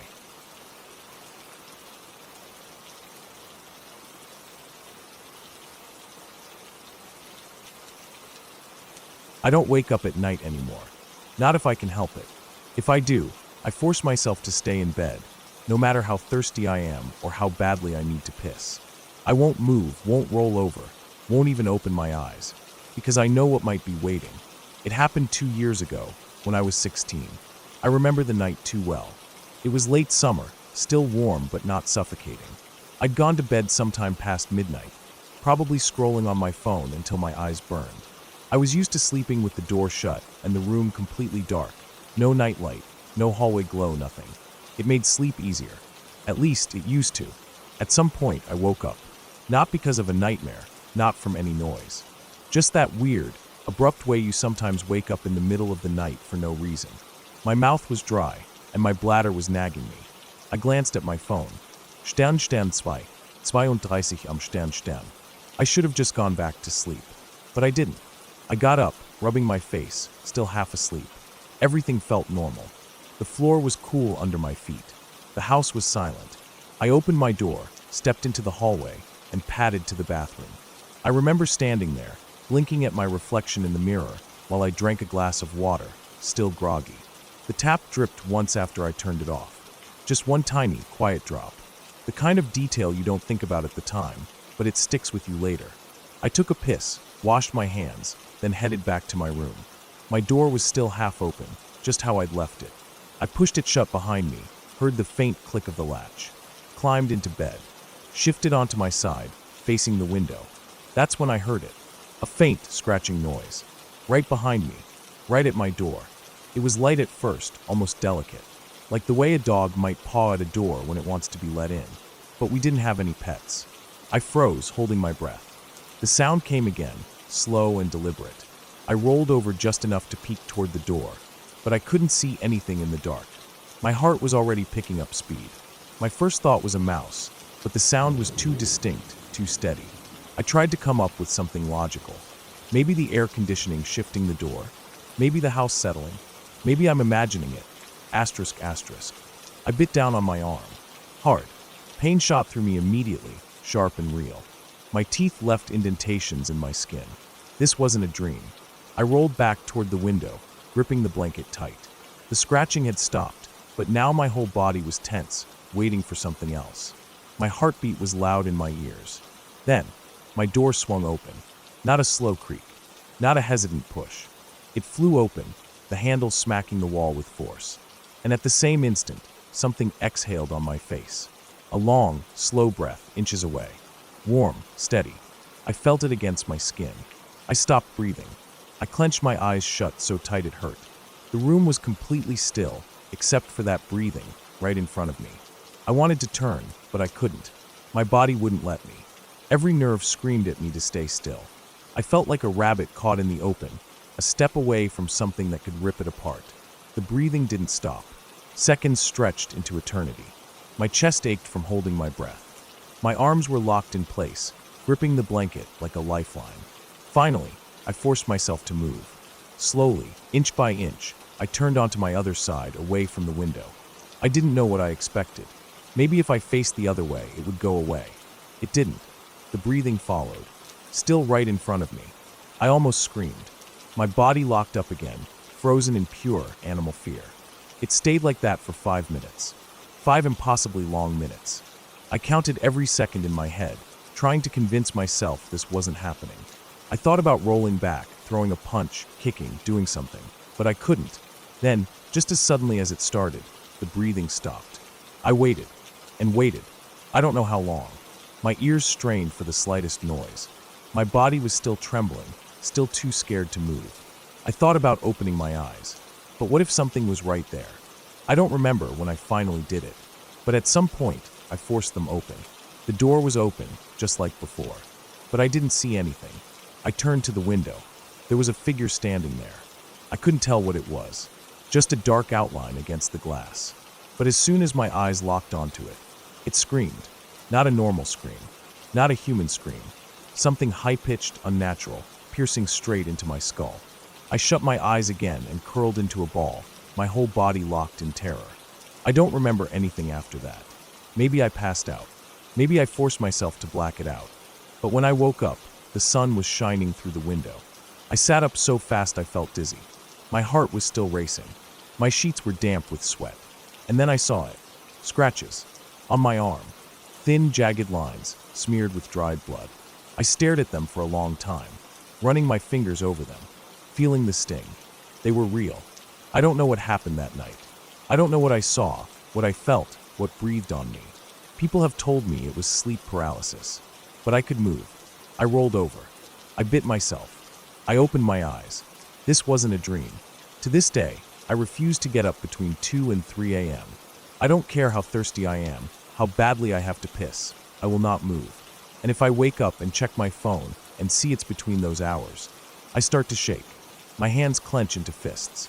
I have to close my eyes and focus on breathing just to keep from panicking. Because I know what happened that night. And I know that whatever it was real.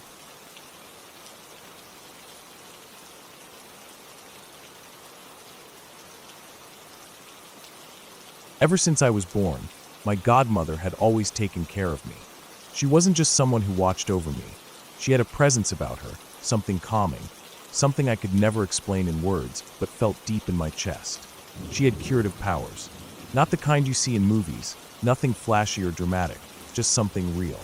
If I had a stomachache, she would press a white towel against my skin, close her eyes, and whisper soft prayers, her voice barely louder than the wind, and the pain would go away.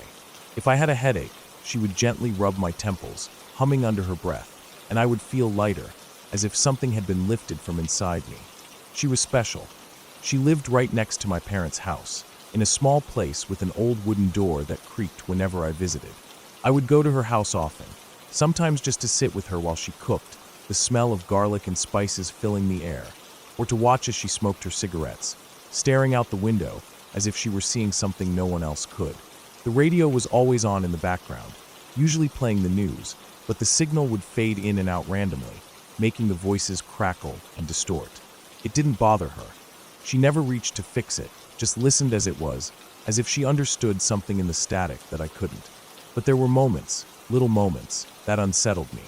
Sometimes, she would mutter under her breath in languages I didn't recognize, speaking to no one. She wasn't crazy. She wasn't losing her mind. She was aware of what she was doing, and that was what made it stranger. It was like she was responding to something I couldn't hear. She would pause, tilt her head, murmur a few words in a language that sounded rough and unfamiliar, and then continue with whatever she was doing. If I asked her about it, she would just smile and change the subject. I never questioned it too much. She had always been kind to me, and I loved her. But something changed the night she died. My house had 2 floors. My bedroom was on the 2nd floor, and my window overlooked the street. I had a clear view of my godmother's house from my bed. That night, I remember feeling strange before going to sleep. Not sick, not exactly nervous, just uneasy, like there was something in the room with me. I turned off the lights and laid down, but I couldn't close my eyes for long. Every time I did, I felt like I was being watched. The air felt thick, heavy, pressing down on my chest. I tossed and turned, trying to shake the feeling, but it wouldn't leave. I told myself I was imagining things. I forced myself to blink, close my eyes, open them again, over and over, until eventually I drifted off. I don't know how long I had been asleep when it started. One moment, I was in complete darkness. The next, I was in my godmother's house. Everything was the same wooden door, the same old radio playing in the background, the same smell of cigarettes hanging in the air. But something was off. The room was too still, the colors dull and washed out. I saw her standing in the corner, facing away from me. I called out to her, though I couldn't hear my own voice. She turned slightly, but when I stepped forward to reach her, she disappeared. I spun around, and she was there again, further away this time, standing by the window, looking outside. I ran toward her. She disappeared again. It kept happening. No matter how fast I moved, no matter how desperately I tried to reach her, she kept slipping away, reappearing somewhere else, always just out of reach. Panic started to rise in my chest. I wanted to hold her, to hug her, to feel her warmth like I always had. But she wouldn't let me. The dream started to twist. The walls of her house stretched, the floor cracked beneath my feet, the radio's static grew louder, filling my ears, filling my head. And then I felt it. Something was wrong with my body. I couldn't breathe. My chest was tight. My hands were shaking uncontrollably. And then, foam spilling from my mouth. My lips felt numb. My throat locked up. I was convulsing. I could hear myself, this horrible, low humming sound that didn't feel like it was coming from me, but through me. It got louder, and louder, and louder. I don't remember waking up. One moment, I was trapped in that nightmare, my godmother slipping away over and over, my body betraying me. The next, I was on my bed, my entire body shaking, my skin drenched in sweat, foam still wet on my chin. My parents were in my room. I could see their faces twisted in panic. I could feel their hands gripping my arms, my shoulders, trying to shake me, trying to wake me up. My mother looked terrified. My father's voice was loud, but I couldn't make out the words. Everything was too blurry, too distant. And then, I turned my head to the window, and she was there, my godmother, standing outside, in the street, staring up at me. Her face was blank, expressionless. I blinked. She was gone. I didn't know what to make of it. I told myself I was still dreaming, that my mind was playing tricks on me, that I was sick, that's all. Some kind of fever, some kind of episode. But the next morning, I found out the truth. My godmother had died, not the night before. That morning, she had passed away in the early hours, just as the sun was rising, alone in her house. Lung cancer. She had been sick for a while, though she had never let me see it. Never let anyone see it. I didn't tell my parents what I had seen. I didn't tell anyone. But I knew. Somewhere, deep inside, I knew. The night she died, something shifted. The uneasiness before sleep. The nightmare. The convulsions. The image of her outside my window, staring up at me. I don't believe in ghosts. I don't believe in spirits or curses or anything like that. But I do believe in her. And I know, without a doubt, that on the night she died, she was there.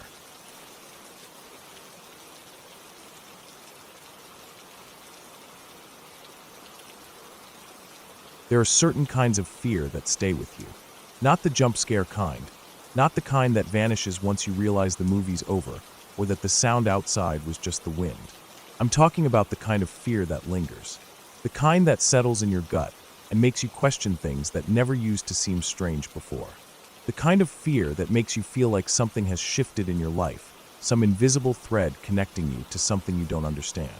Something you don't want to understand. I have two memories like that. One from middle school, one much more recent. They aren't connected, at least not in any logical way, but both left me with the same feeling. That deep, crawling sense of unease that makes you hyper-aware of your surroundings, makes you second-guess the normalcy of everyday life. I don't like feeling watched. I never have. But these two events made me realize how powerless I was to stop it. I was in middle school when it happened, and it should have just been a normal night. One of my friends was having a birthday party, and we were all packed into their basement. Maybe 7 or 8 of us, sprawled on the floor, the couch, anywhere we could sit. The air smelled like pizza and soda, and the only light came from the TV, where a movie we weren't really watching flickered in the background. It was one of those nights that felt so normal, so safe.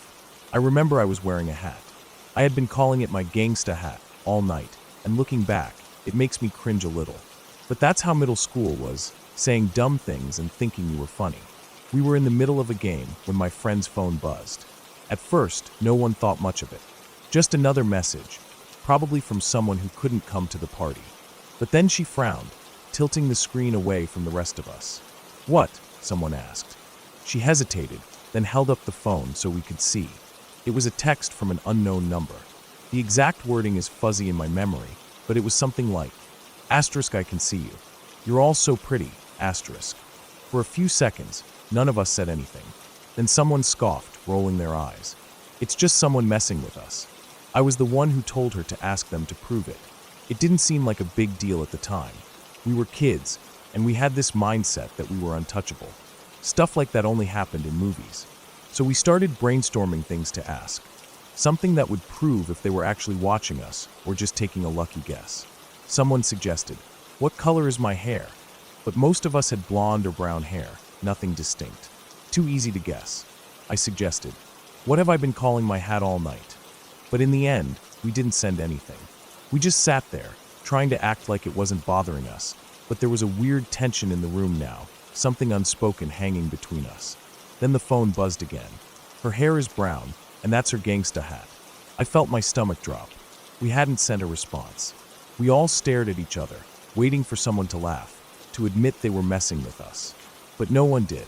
More texts came through over the next hour. Comments about us, about how we were moving, about how we looked. At first, we tried to act like it was a joke. It had to be. Some kid from school messing with us. But the longer it went on, the harder it was to pretend it didn't feel wrong. Because the thing is, if someone was watching us, where were they? The basement had small windows, but they were high up, near the ceiling. There was no way someone could see through them without a ladder. The only other entrance was the door leading upstairs, and all the adults were up there. The text stopped after a while, but the feeling didn't.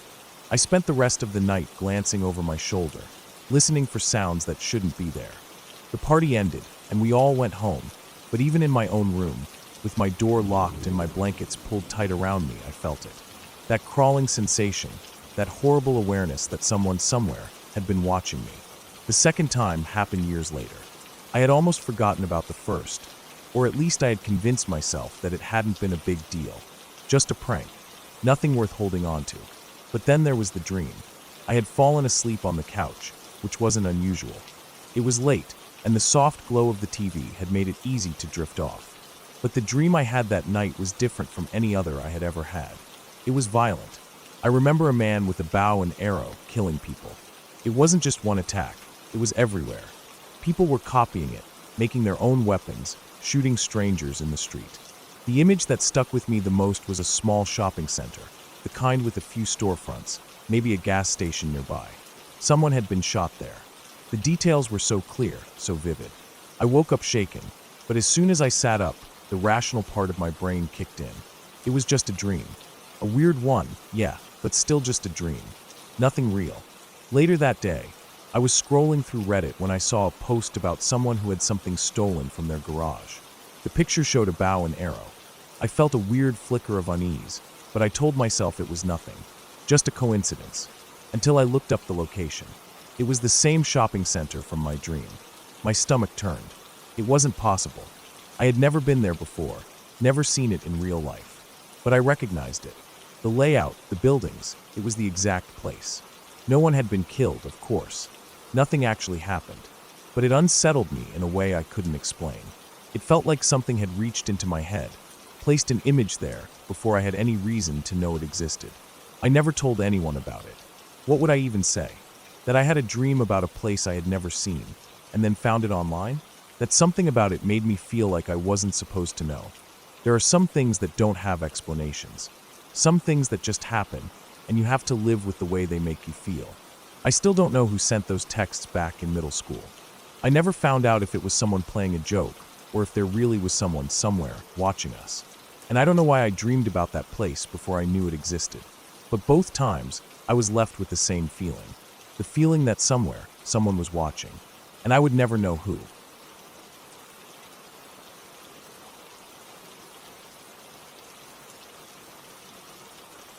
It was a strange time in my life. I was in high school, living with my single mother in a house that wasn't ours. It belonged to a family friend who was often away on business, leaving us alone in a huge place that never really felt like home. It was one of those houses where silence had weight, the kind of silence that pressed down on you, making you aware of every small noise you made, your footsteps, the rustle of fabric, the sound of your own breathing. There were a lot of windows, huge ones, walls of glass that seemed to turn the house inside out, leaving me exposed to the dark emptiness outside at night. I never liked that, but I got used to it. There were no curtains on most of them. At night, the glass turned black, making it impossible to tell if someone, or something, was looking in. But the house itself wasn't the problem. Not really.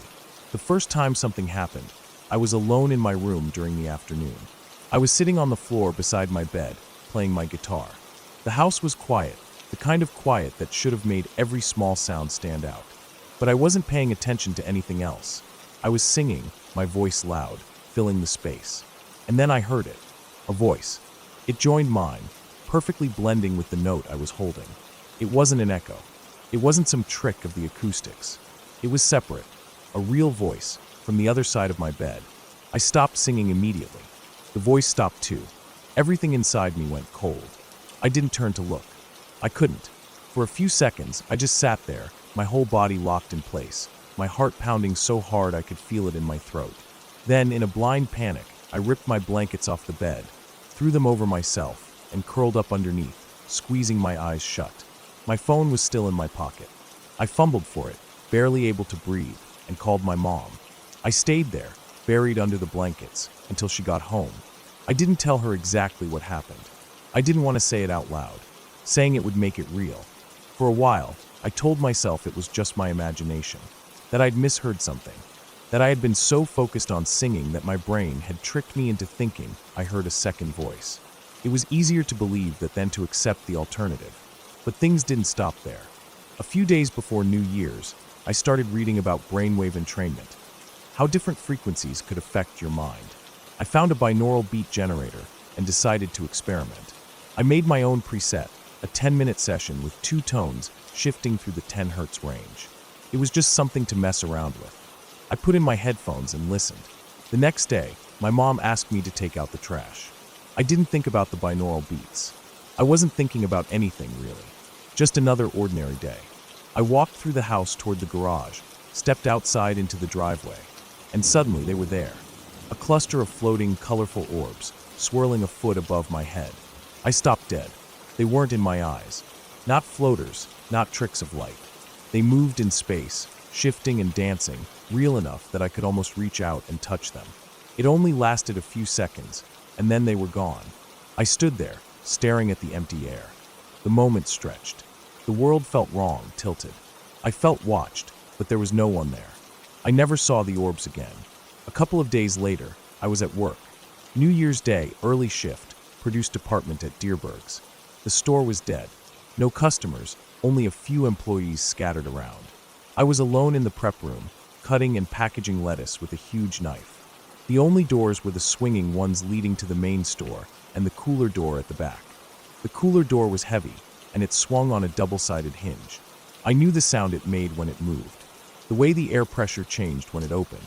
I had been working there long enough to recognize those details without thinking about them. I was focused on my work, the rhythmic chop, chop, chop of the knife filling the space. And then, movement.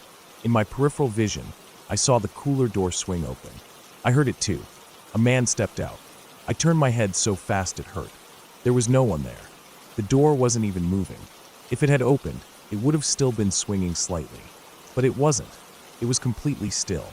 I could feel my pulse hammering in my ears. My hands were shaking. I was still holding the knife. I forced myself to take a breath, then another. I walked out of the prep room, back into the main store. I didn't go back in for a long time. After that, I started seeing things all the time. It was always the same. A figure, just within my field of vision, standing a few feet away, completely still. But the second I turned my head to look directly at them, they'd be gone. At first, it was jarring. I'd jump, spin around, my heart hammering. But after weeks of it, I started to recognize the pattern. It wasn't random. It happened in certain places at certain times. And it always followed the same rule. If I didn't look, they were there. If I turned, they weren't. Eventually, I stopped reacting. I remember one day in particular. I was walking past the open door to the basement. As I passed, I knew there was someone standing on the stairs, watching me. I could see them clearly in my peripheral vision, but I didn't stop. I didn't turn my head. I just kept walking, because I knew what would happen. If I looked, they'd be gone. It went on for months. I stopped mentioning it to anyone. What was I supposed to say? That I kept seeing things that weren't there? That I was hearing voices, seeing figures, watching orbs appear out of thin air? It sounded insane, even to me. I thought about the binaural beats. I hadn't felt like the house was haunted. It wasn't the house. It was me. I had opened something in my own mind. And for a while, I had no idea if I would ever be able to close it again. But then, slowly, the figures started to fade. The glimpses became less frequent. The feeling of being watched lessened. One day, I realized I hadn't seen anything in weeks. Then months. And then nothing. It's been years now. I don't miss it. But sometimes, late at night, when I'm alone in a quiet room, I wonder, what if I had turned my head just a second faster? What if just once they hadn't disappeared? And what if even now they never really went away? What if I just stopped noticing?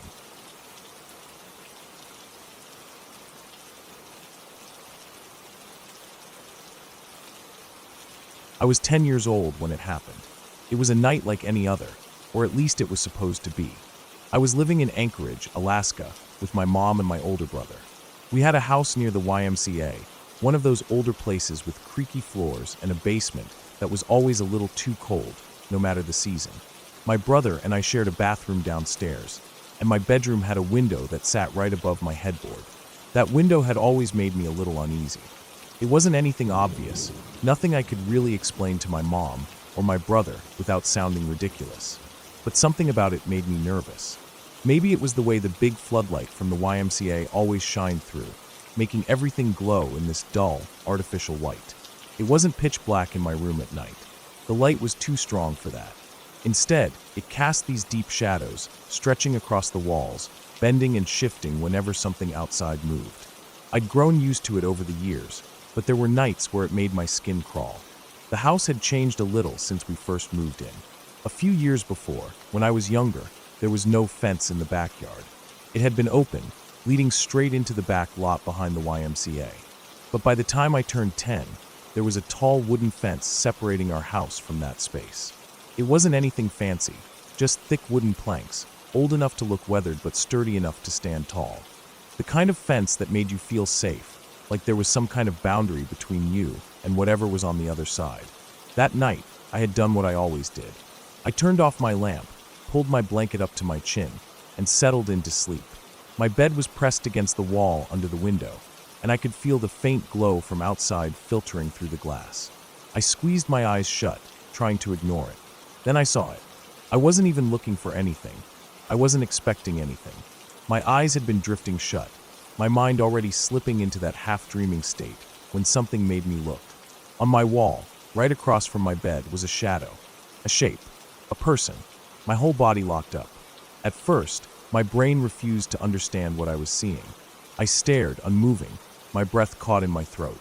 The figure was sharp, clear, outlined perfectly against my wall. It wasn't just some trick of the light, not some tree branch moving in the wind. This was a human figure. A head, shoulders, arms, everything. They were standing right outside my window. Then, before I could even fully process what I was looking at, the shadow moved.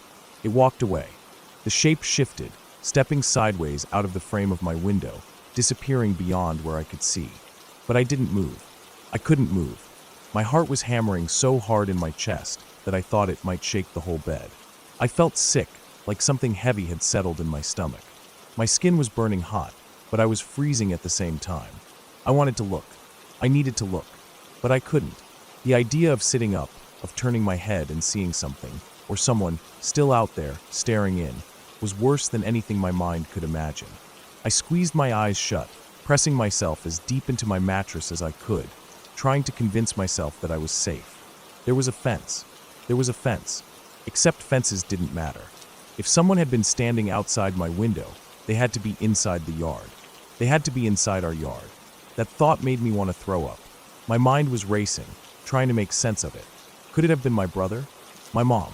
But no, my brother would have no reason to be out there, and my mom would have no reason to come around to my window. And besides, the way the shadow had looked, it wasn't familiar. It wasn't someone I knew. I didn't move for what felt like hours.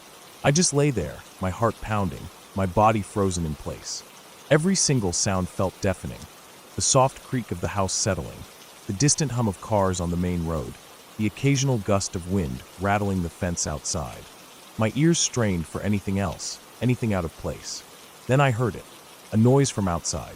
Not loud, not obvious, but it was there. A soft, almost dragging sound, like the slow shift of footsteps in the grass. I stopped breathing. It was faint, so faint that I almost convinced myself I was imagining it. But then it came again, a shuffling sound, moving slowly, deliberately. Right outside, right near my window. I bit down on the inside of my cheek, forcing myself not to make a sound. I wanted to pull the blankets over my head, to squeeze my eyes shut and pretend I didn't exist, but some terrified part of me knew that I needed to listen. I needed to know if they were still there. For what felt like forever, I didn't hear anything else. The silence stretched, long and suffocating, wrapping around me like a heavy blanket. I counted my breaths, trying to keep them quiet, trying to keep still. Then finally, after what had to be minutes but felt like hours, I heard a new sound. Footsteps. Not by my window anymore. They were moving away. Slow, steady steps, crunching softly in the grass, heading toward the back fence. Then nothing. I stayed frozen in bed, my ears straining, my body rigid. I waited for what felt like forever. my mind racing through 1,000 different fears, but there was no more sound, no more movement, just the steady hum of the night settling back into place, as if nothing had happened. But I knew better. I don't remember falling asleep. I don't think I ever fully did. I think at some point, exhaustion just won out, and my body shut down despite the fear still crawling under my skin. When I woke up the next morning, the first thing I did was check the window. I don't know what I was expecting to see, some kind of proof, some kind of evidence, but there was nothing. Just my reflection staring back at me, pale and exhausted. I wanted to believe I had imagined it, that it had been some weird trick of the light, some half-dream my brain had conjured up. But deep down, I knew better. I never told my mom. I never told my brother. I don't know why. Maybe because I was scared they wouldn't believe me. Maybe because I didn't want to say it out loud, didn't want to make it real. But after that night, I never slept with my head near the window again. I pushed my bed to the other side of the room, as far from that spot as possible. And for the rest of the time we lived in that house, I never once looked out that window after dark.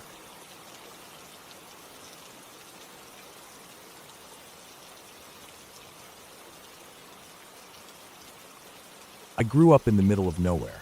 That's what it felt like, at least. Our house sat deep in the woods, surrounded by thick trees and long, winding dirt roads. The nearest town was several miles away, and we didn't have many neighbors. The ones we did have were elderly couples, quiet and private, the kind of people who kept to themselves. Visitors were rare. Almost no one showed up unannounced. Our house was small, 2 stories, with a wraparound porch in the front. The upstairs had the bedrooms and a bathroom, while downstairs was the kitchen, living room, and another small bathroom. My mom and I lived there alone. My dad was never really in the picture, and my older siblings had moved out by then. It was just the 2 of us, tucked away in the woods, where the nights were silent except for the sounds of crickets and the occasional rustling of deer in the trees. I liked it that way. I was a quiet kid, happy to play outside alone or read in my room. But as much as I loved our home, I always had a lingering fear of something, or someone, lurking in the woods at night. When it got dark, the trees turned into black walls around us. Anything could be out there, just beyond the porch light, watching. That night, when I was 9 years old, I was upstairs with my mom. I don't remember what we were doing, probably getting ready for bed. It was late, definitely past my bedtime. The house was quiet except for the occasional creak of the walls settling and the hum of the refrigerator downstairs. Then, out of nowhere, came the pounding. It was so loud it shook the walls. Not just a knock, not a polite tapping. It was frantic, desperate, angry. Someone was at our door. I froze, my heart hammering in my chest. My mom stood up so fast her chair scraped against the floor. Neither of us moved for a second. The pounding didn't stop. It was non-stop, like whoever was outside wasn't even taking a break between hits. Boom, boom, boom, boom. It was coming from the downstairs door. I looked at my mom, waiting for her to say something, but she was already moving. She hurried downstairs, and I followed, staying a few steps behind. My hands felt ice cold. She reached the door and looked through the peephole. I saw her body tense. She didn't open it. She turned around and marched right back upstairs without saying a word. I followed, confused, my stomach twisting into a knot. She picked up the phone and called the police. I didn't understand. If it was someone we knew, why wasn't she talking to them? The pounding kept going, 10 minutes straight. It never slowed, never lost its force. I stayed close to my mom, gripping the hem of her shirt. Then, just as suddenly as it started, it stopped. Silence. The police took forever to get there. By the time they pulled up the long dirt driveway, there was no sign of anyone outside. My mom talked to them, and after a while they left. She never told me who it was at the door. I didn't find out the truth until much later. Our neighbor had been outside. He was naked, and he was holding an axe. I had nightmares for years after that. In my dreams, I'd be downstairs alone when the pounding started. I'd run to lock the door, but my hands wouldn't work fast enough. The knob would turn. The door would swing open, and I'd see his silhouette standing there in the darkness. And then I'd wake up. The worst part, that night wasn't the last time he showed up. He came back, not with an axe, but still naked. He'd pound on the door just like before, the same desperate, aggressive way. My mom stopped answering. She never told me what she said to the police, if she called them again, or if they did anything. Once, in the middle of the day, I saw him walking down the road. He was wearing clothes that time, but something about him seemed off. His head swayed as he walked, like he wasn't sure where he was going. His eyes looked dull, unfocused. It wasn't until much later that I learned he had a brain tumor. That's what caused his behavior, his wandering, his confusion, his nighttime visits. His wife told the police he wasn't dangerous, just sick. And somehow, after everything, they left it alone. Years later, after whatever was wrong with him had been treated, he came to our door again. But this time, he wasn't naked. He wasn't carrying an axe. He had muffins. He handed them to my mom, apologized, and left. That should have been the end of it. But the fear of someone at the door never really left me. It happened again years later. I was a teenager, babysitting my nephews at my brother's house. It was late, past midnight. The house was quiet. I had fallen asleep on the couch in the living room. There was a door that led to the front porch, a flimsy wooden door with a big glass window. I woke up to banging. Not at the outside door, the one inside the porch. Someone was already past the first door. My heart nearly stopped. I sat up fast, disoriented. The only thing covering the glass was a thin, see-through curtain. I could see him. A man. He was standing right there, looking at me. I didn't move. I barely breathed. Then he spoke. I couldn't hear him at first, but I knew he was talking. His mouth moved, but my ears were ringing. I forced myself to listen. He was slurring his words, saying he knew someone inside, saying he needed to come in. I shook my head. He didn't leave. I told him to go. He stayed. He wasn't violent, just persistent. He kept repeating the same thing over and over, demanding to be let in. The kids were asleep upstairs. I was alone down here, with only this thin door between me and him. The fear from my childhood came rushing back. The pounding, the helplessness, the fear that if I didn't lock the door in time, he'd get in. I told him again. He had the wrong house. There was no Greg here. He wouldn't listen. He kept pushing. I don't know how long it lasted. 5 minutes. 10. It felt like forever. Finally, something changed. Maybe he got tired. Maybe something clicked in his fogged-up brain. He left.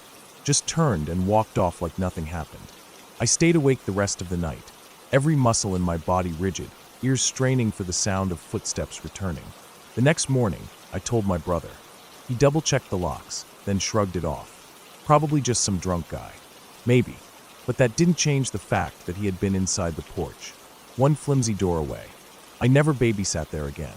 And to this day, every time I hear a knock at the door, especially at night, I freeze. Because I'll never stop expecting the worst.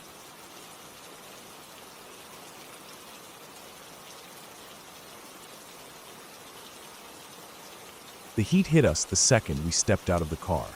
The kind of heat that makes the air thick, pressing against your skin like a heavy, damp cloth. I could already feel the sweat forming at the back of my neck, my shirt sticking slightly to my back. It smelled like pavement warmed by the sun, mixed with the sharp chemical scent of chlorine that drifted over from the water park. My son was practically bouncing on his toes, his excitement bubbling over as he scanned the entrance gates. The bright, towering slides in the distance gleamed under the sun, water rushing down in endless streams. The sounds of the park filled the air, splashing water, excited screams, the occasional whistle from a lifeguard. The whole place pulsed with movement, packed with families, teenagers, groups of friends. I had been looking forward to a slow, relaxing day. Maybe a few gentle slides, floating in the lazy river, soaking up the sun while my son got his thrill rides in. That was my idea of a good time. But before we even stepped past the gates, he had one mission: the biggest slides in the park. I wasn't thrilled. Not because I was afraid of slides. No, that wasn't the issue. I just didn't like the idea of standing in the heat for half the day while he waited in massive lines. It was already so crowded. The park was a sea of people, kids weaving in and out of the crowds, parents struggling to keep up. The noise was overwhelming, the kind that settled into the back of your mind like a dull hum. Still, I wasn't going to ruin his excitement. This was his day, and I was just along for the ride. We made our way toward the back of the park, past the calmer attractions, past the shaded areas with families sitting on lounge chairs, past the smaller slides I would have been perfectly content with. The closer we got, the bigger the slides seemed, looming over everything else. Their bright colors didn't make them look any less intimidating. The lines were worse than I expected. The stairs leading up to the slides were completely packed, people pressed shoulder to shoulder, stretching all the way down to the ground. It was chaos, kids squeezing past adults, some people holding onto the railing while they inched their way up, others standing too close to the edge. The staircase was high, several stories tall, and the only thing stopping someone from falling was a small metal handrail. I hadn't noticed it at first, but now, the more I looked, the more it made my stomach twist. I hesitated as my son joined the line. The second he stepped onto the stairs, my nerves kicked in. He was holding onto the handrail, leaning toward the edge as he looked up at the massive structure.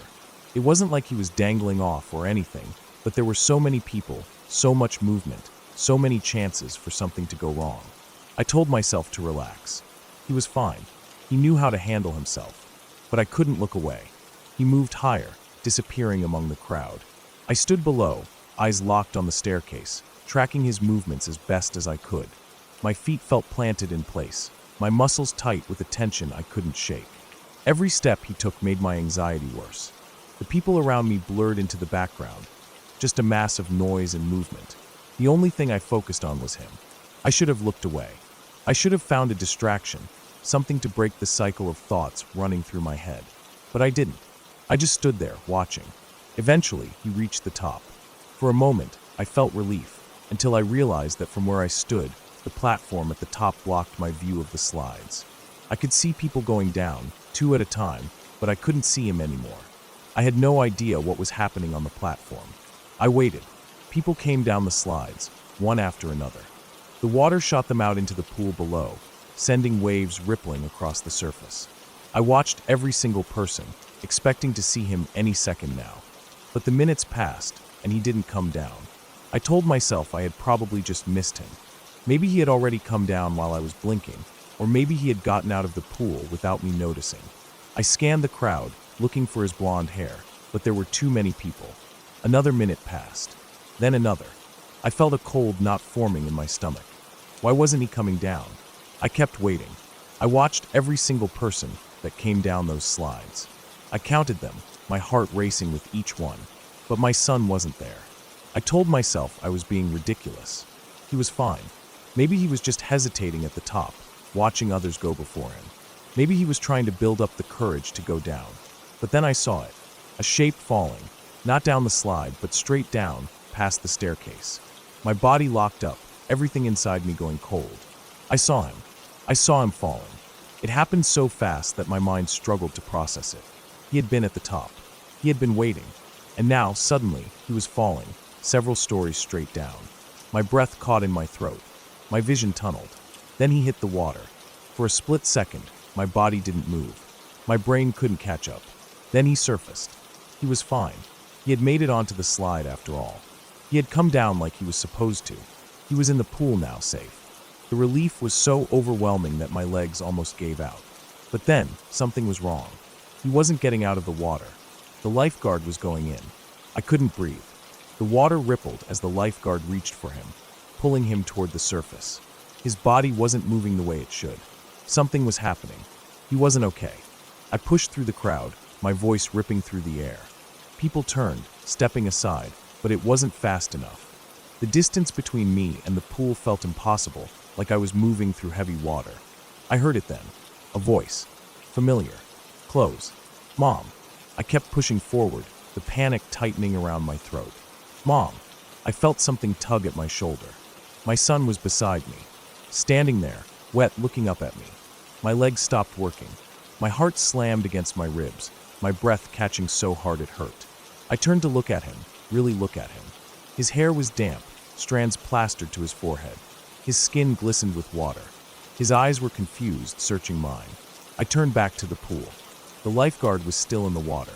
The crowd was still gathered, staring. The child in the water was still struggling, his body convulsing, the lifeguard doing everything he could. Not my son, someone else's. I barely registered the moment the lifeguard pulled the boy to the surface, when the seizure stopped, when the others stepped in to help. I barely felt my own breathing return. All I could do was look at my son, standing right beside me, completely unaware of what I had just gone through. I let out a shaking breath. He was okay. And somewhere in the crowd, another mother had just lived my worst nightmare.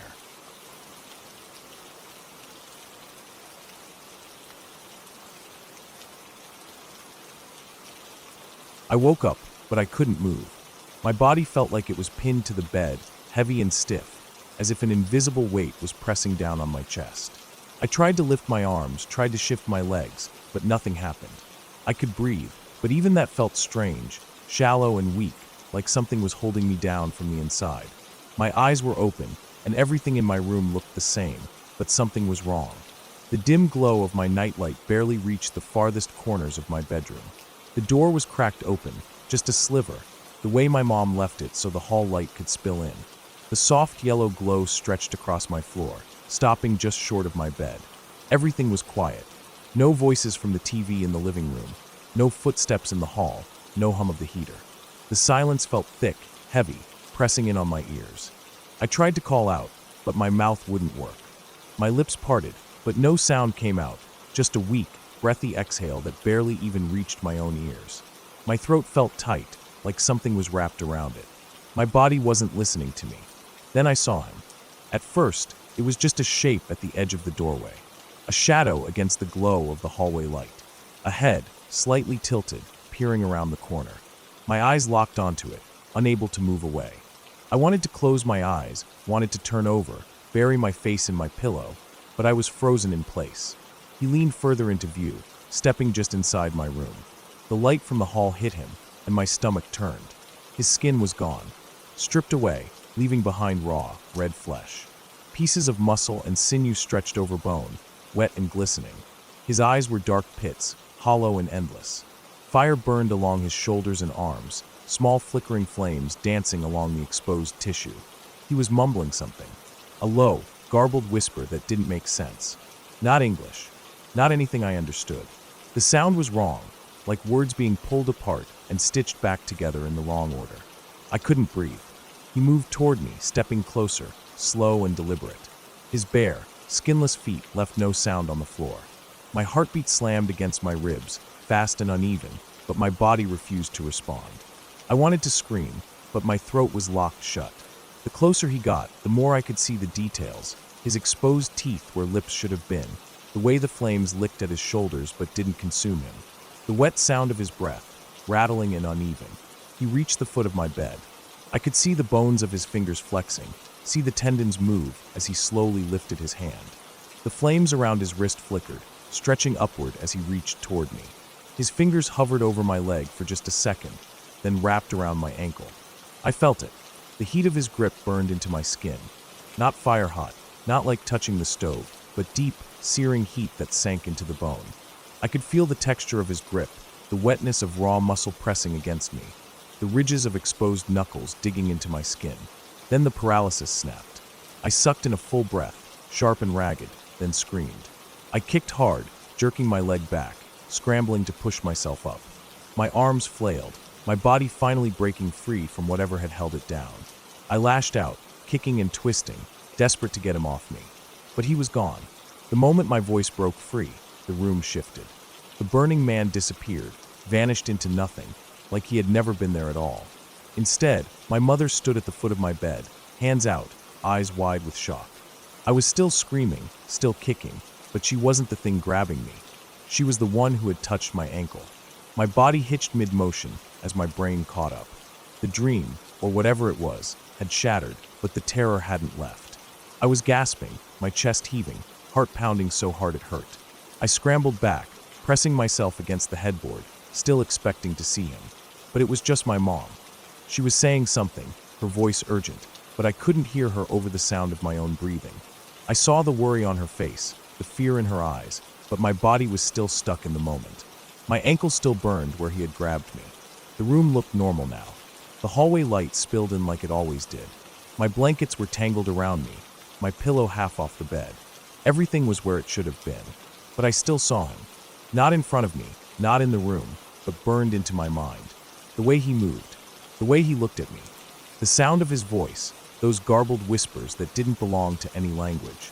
My mom sat on the bed, trying to calm me down, rubbing my back as I tried to catch my breath. She told me later that when she came to my room, I was making noises, low, struggling grunts, like I was trying to scream but couldn't. She had called my name, but I didn't respond. And when she reached out to shake me awake, I lost it. I don't remember falling back asleep that night. I don't remember anything else except staring at the ceiling, too afraid to close my eyes, waiting for the burning man to come back. For years after, I was terrified to wake up in the middle of the night. Every shadow in my room felt wrong. Every flicker of light from the hallway made me tense. I only had a few more waking nightmares after that. They never lasted more than a few minutes, never felt as real as that one. But that one stuck with me. I'm 35 years old now. I haven't had a waking nightmare in decades, but I still remember him. I still remember the way his hand felt on my ankle. And sometimes, in the quiet moments before I fall asleep, I wonder if he remembers me too.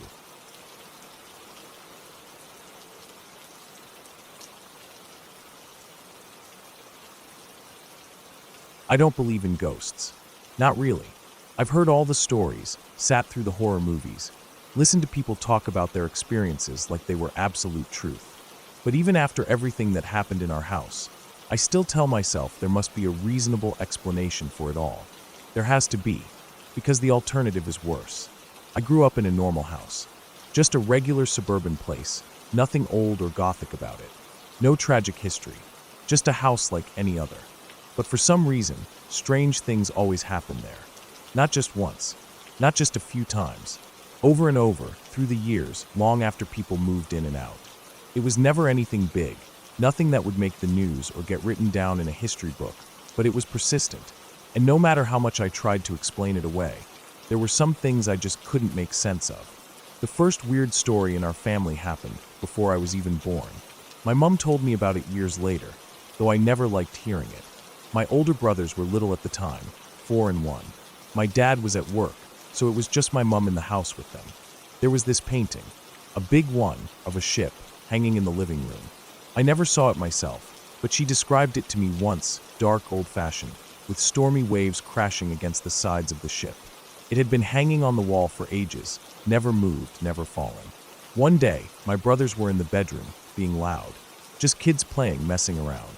My mom went in to tell them to quiet down, and while she was in there, she heard this loud thump from the living room. Not just a light sound, a heavy one. She ran out, thinking maybe something had fallen off the shelves. But the ship painting wasn't where it was supposed to be. It wasn't even on the floor beneath the wall it had been hanging on.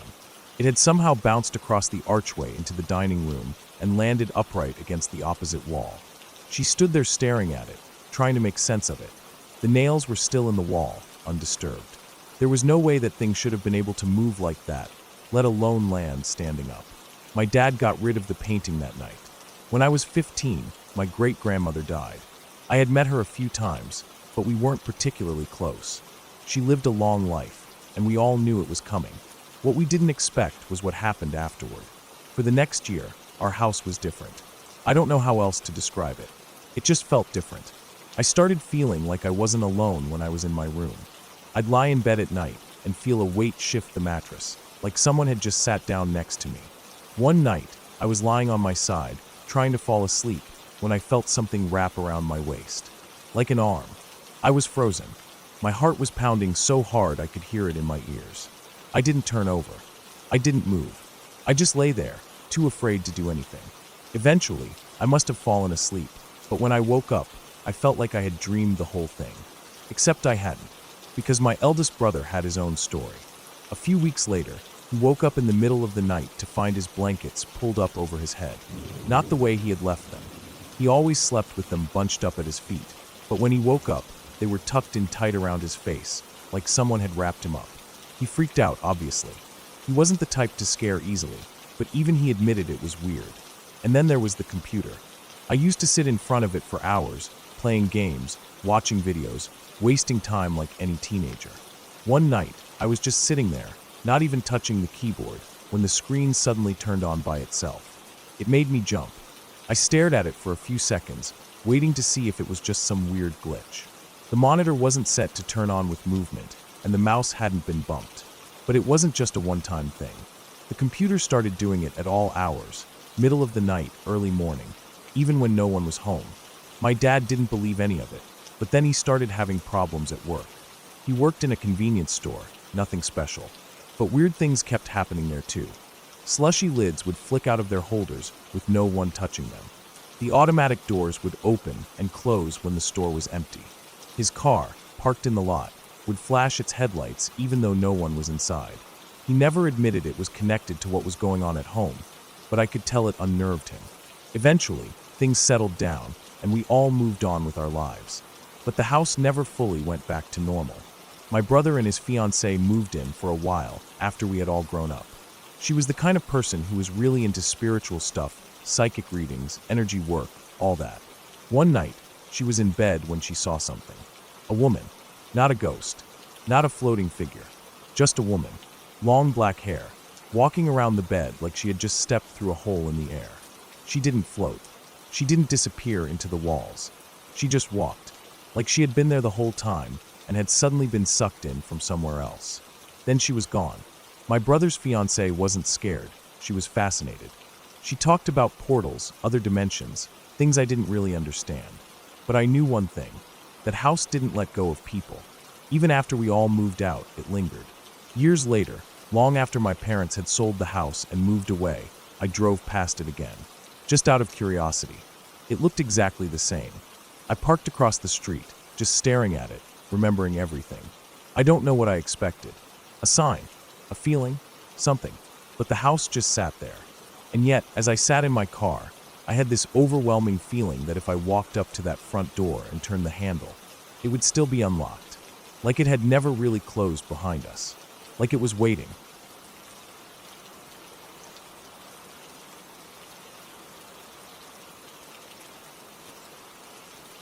When I was 9, I spent a lot of time at my friend's house.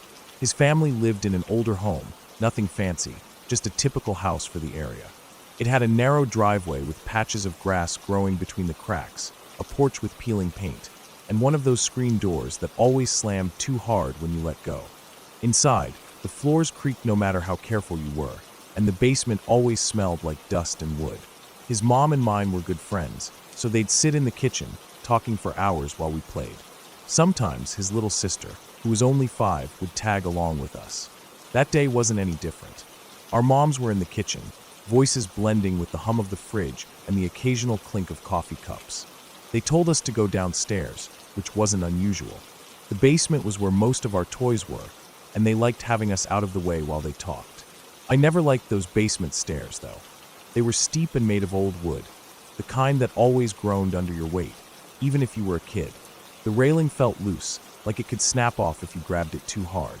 As we started down, my friend leading the way, something caught my eye.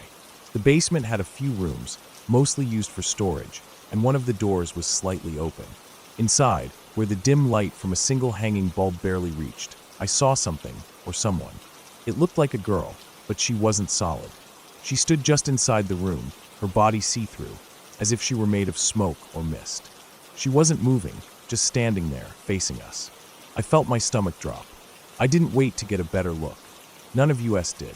My friend and his sister saw it too, and before I even realized what was happening, we were all scrambling back up the stairs, feet pounding against the wood, our breaths coming out in panicked gasps.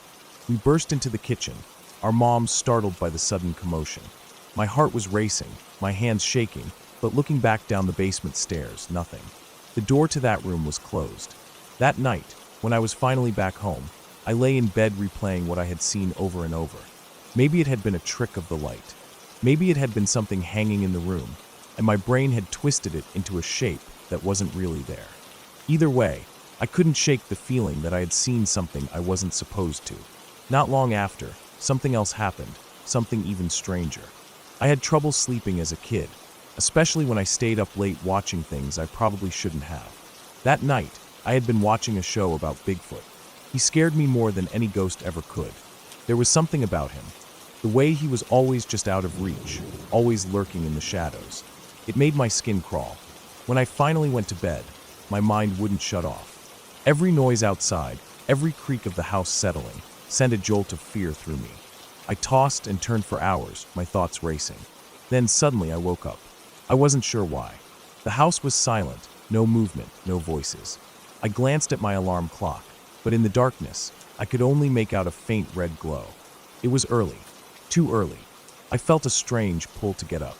My body felt tense, like something had woken me up on purpose. I slipped out of bed and walked down the hallway. At the end of the hall, we had this painting. It wasn't anything special, just a simple picture of sand dunes. It had been there for as long as I could remember, but as I walked past it, something moved. I froze. In the dim light, I saw it, clear as day. A horse, with a rider on its back, moving across the sand dunes in the painting. It wasn't part of the picture. It wasn't supposed to be there.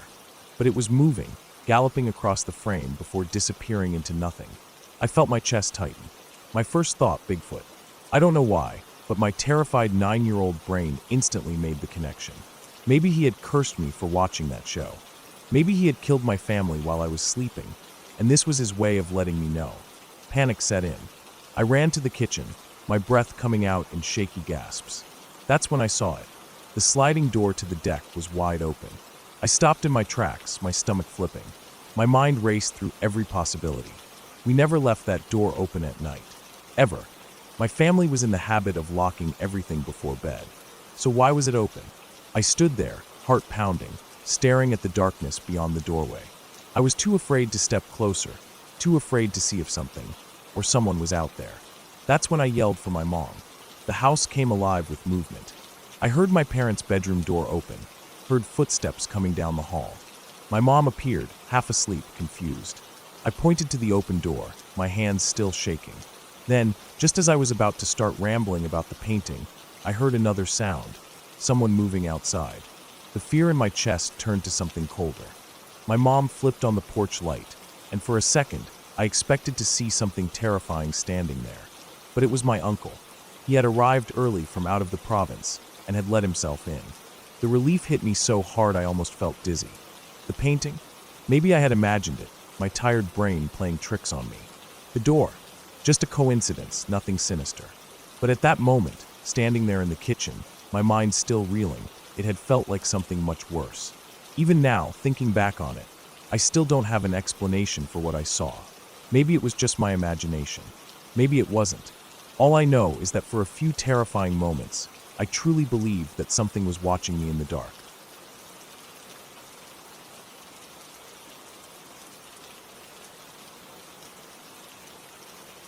We had been on the road for weeks.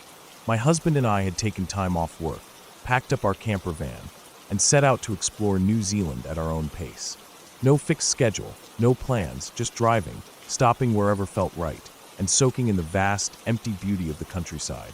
That particular night, we had parked in the middle of an open field, far from any town or main road. It had been a long drive that day, winding through narrow country roads, past rolling hills and clusters of trees, with not another vehicle in sight for hours. It wasn't a designated campsite, just a wide, grassy stretch with a few scattered trees in the distance. The kind of place where you could step outside and hear nothing but the wind. It was perfect. We had a small dinner inside the van, listening to the quiet hum of the night outside. The air smelled fresh, a mix of damp earth and grass, and when we opened the windows, a cool breeze drifted through. We hadn't seen a single soul all day. No houses, no distant glow of lights. Just the open sky, the stars burning bright, and the kind of silence you only find far from people. By the time we settled in to sleep, the van was warm and comfortable. The thick curtains over the windows shut out the darkness outside, making it feel like our own little world. I remember thinking how peaceful it was, how rare it was to experience such complete solitude. And then the tapping started. At first, I thought I had imagined it. A faint, rhythmic sound, so soft I wasn't sure if it was real. But then it came again. 3 taps. A pause. Then 3 more. It sounded deliberate, like fingers drumming lightly against the side of the van. I lay there, frozen, my mind racing. It was unmistakably human in rhythm. Not the random rustling of the wind, not the scrape of a branch. Someone, or something, was outside, tapping against our van in the middle of an empty field. My husband stirred beside me. I could feel the shift in his breathing, the way his body tensed. He had heard it too. The taps continued, slow and steady, just loud enough to be heard over the quiet of the night. It wasn't frantic, wasn't aggressive, just patient, as if whoever was outside knew we were awake and was waiting. The curtains were drawn across the front windshield, blocking our view. I felt an overwhelming urge to peek out, but at the same time, the thought of pulling back the curtain made my stomach knot. Because if I looked, and there was a face staring back at me, I shut my eyes, listened. The tap stopped. For a long time, there was nothing. just the deep, endless silence of the field. Then faintly I heard something else. Drumming. Soft, distant, carrying through the night air. A steady rhythm, like bongo drums being played somewhere far off. The sound was strange, not loud enough to pinpoint a direction, but distinct enough that I knew it was real. It didn't feel like something carried by the wind from a nearby farm or campsite. There were no nearby farms, no campsites, no people, and then the tapping returned. This time, it was on the opposite side of the van. A chill ran through me. It wasn't the wind. It wasn't a tree. Something or someone had moved, and they were still tapping, still patient. I could feel my husband beside me, rigid, holding his breath. He was the kind of man who never backed down from anything, the kind of man you'd want beside you in a fight. But he wasn't moving. He wasn't going to check. That, more than anything, told me just how wrong this was. We lay there, barely breathing, listening. The drumming in the distance seemed to swell and fade, as if it were moving. The tapping came and went, never lingering too long in one spot. It circled us. Minutes stretched into what felt like hours. I kept expecting something to happen, the van to shake, a voice to speak, footsteps crunching against the grass. But nothing came, just the quiet, insistent taps. And then, at some point deep in the night, they stopped. The drumming faded. The tapping never returned. We didn't sleep, just lay there, waiting, straining to hear anything over the sound of our own breathing. My heart never slowed, my body never relaxed. Every creak of the van made me flinch. Every gust of wind sent a fresh wave of anxiety through me. When the first gray light of dawn seeped through the curtains, we still hadn't moved. The world outside had shifted from black to muted blue, and for the first time in hours, the van felt like a safe place again. Still, we didn't speak, didn't acknowledge what had happened. We just waited for the sun to fully rise before forcing ourselves to move. When we finally stepped outside, the morning air was crisp and cold. I expected to find something, footprints in the grass, a snapped branch, some sign that we hadn't imagined it. But there was nothing. The field was untouched. The grass was untrampled, undisturbed. The dirt around the van was smooth. The nearest trees were far away, their branches still. There was no logical explanation for what we had heard. We packed up quickly, not lingering. As we drove away, I kept looking back, half expecting to see someone standing in the field, watching us leave. But there was nothing. Just an empty field, stretching out beneath the early morning sky. To this day, I don't know what it was. A person, a group, someone messing with us for their own amusement? But how had they disappeared without a trace? Where had the drumming come from? I don't have answers. Just the memory of lying in that van, listening to the sound of tapping in the dark.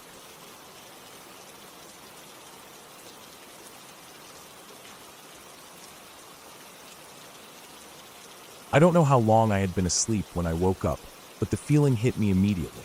Something was wrong. The room was dark, the air still.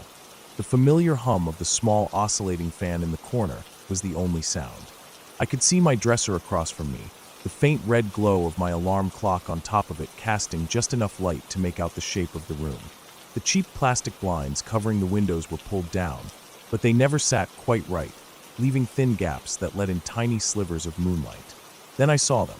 3 dark figures stood around my bed. My heart slammed against my ribs. My breathing felt too loud in my own ears. My body locked up instantly, as if every muscle had been frozen in place.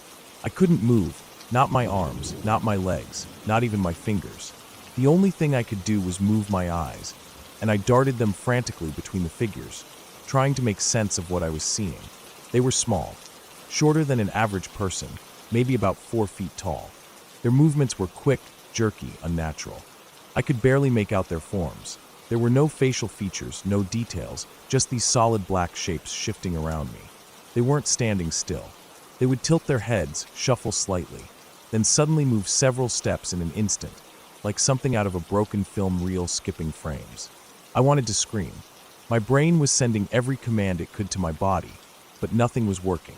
My chest felt like it was being crushed under a weight, making it hard to breathe. I could feel the sweat beginning to build at my temples, soaking into my pillow. I had never felt more helpless in my life. They weren't touching me. They just stood there, circling my bed, their movements erratic but intentional, like they were studying me. Then, without warning, the brightest light I had ever seen flooded the room. It came through the blinds, turning their edges into sharp silhouettes against the glare. The figures instantly began to fade, dissolving into the darkness, disappearing before my eyes as if the light was erasing them. And just like that, I could move again. I shot upright in bed, gasping for air, my heart slamming so hard it felt like it was rattling my ribs. My limbs tingled painfully, as if they had been asleep for hours. My fingers twitched as I gripped the blanket, my knuckles turning white. The light outside flickered, then dimmed. A car. I turned toward the window, still breathing hard. The sound of an engine idling reached my ears. A car door opened, then closed. Footsteps crunched on the gravel outside. It was my landlady. She had just pulled into the driveway, the headlights of her car cutting across my window at just the right moment. I sat there in stunned silence, my brain struggling to process what had just happened. My body still felt wrong, like the last remnants of paralysis hadn't completely worn off. My arms were shaky as I reached for my face, rubbing my eyes, trying to ground myself. It had been sleep paralysis. I had read about it before, but nothing could have prepared me for the sheer terror of experiencing it firsthand. The inability to move, the crushing weight on my chest, the shadowy figures.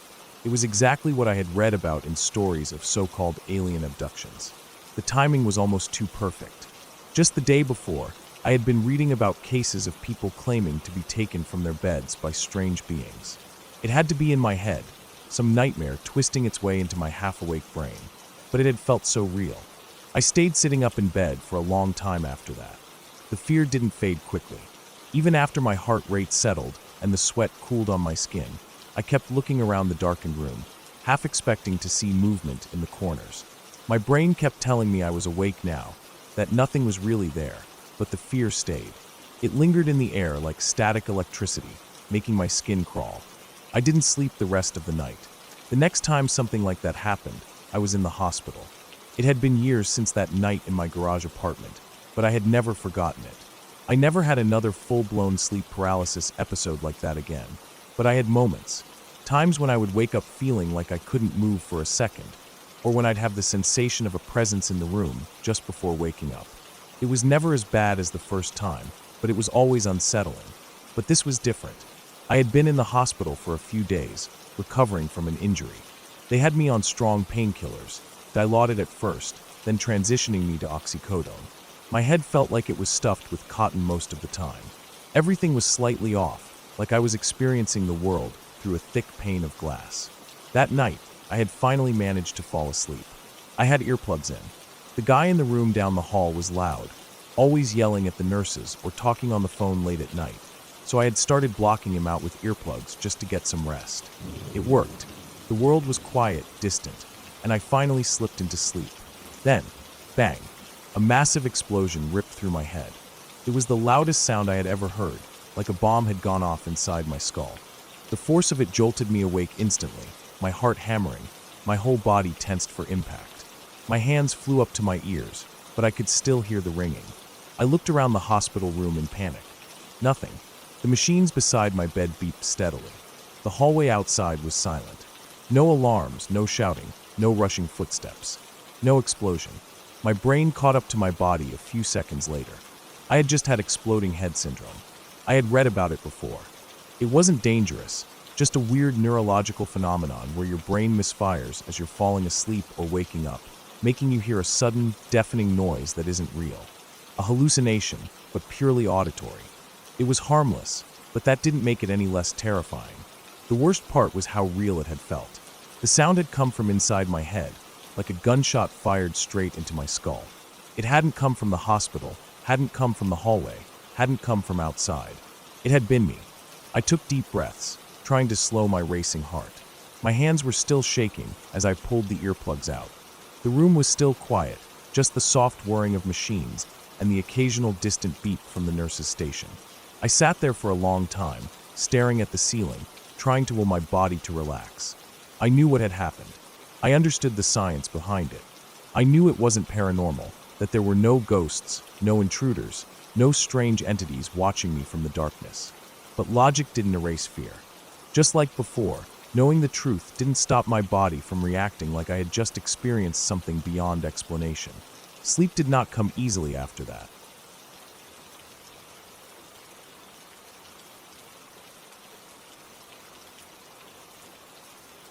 I don't know if I'd call it a mistake, but looking back, I don't think any of us would have chosen that cottage if we'd known how the night would turn out. It had seemed like the perfect idea at the time, a way to get everyone together without having to worry about long drives home, taxis, or catching the last train. Living in a rural part of the UK meant that all of us were scattered across miles of countryside, and ever since leaving school, it had become harder and harder to meet up. So, when someone suggested renting a place for New Year's, it seemed like the best plan we'd had in years. A whole night together, no worrying about getting back, just drinking, laughing, and bringing in the new year properly. We found the place online, a big, old cottage that used to be a vicarage, sitting on the edge of a quiet village. The listing was vague about how old it actually was, but from the photos, you could tell it had been around for a long time. Stone walls, wooden beams, thick doors with old black iron latches. It was the sort of place that looked warm and inviting in summer, but in the dead of winter, it had a different feel. Not bad necessarily, just still, like the kind of place that had seen a lot of people come and go. We booked it without much thought. It had enough rooms for everyone, a big kitchen, and was cheap enough when split between us. The only slightly odd thing about it was that to get there, you had to walk through the church grounds. There was a small lane that ran past the church, but there was no actual driveway leading to the vicarage. Instead, you parked in a small gravel area near the gate, walked through the churchyard, past the edge of the cemetery, and followed a narrow path to the house. Again, it didn't seem that weird at the time. We arrived just after 7:30 p.m. It was already dark, and the sky was thick with low clouds. The village itself was nearly silent, the kind of place where most people probably had their New Year's drinks at home rather than at a pub. The church, though, was lit up faintly from the inside, a dull glow from a few old lamps in the entrance. The graveyard stretched around it, barely visible in the dim light. The stones closest to the church were worn and moss-covered, leaning at odd angles, while the newer ones stood further back, neat and polished. I didn't spend much time looking at it. None of us did. We were too busy carrying our bags and making our way toward the house, half joking about how creepy it was, but not really thinking about it. The walk wasn't far, maybe 100 meters, but in the cold night air, it felt longer. The path was uneven, a mix of stone slabs and dirt, with wet leaves sticking to our shoes as we walked. The cottage itself was bigger than I expected.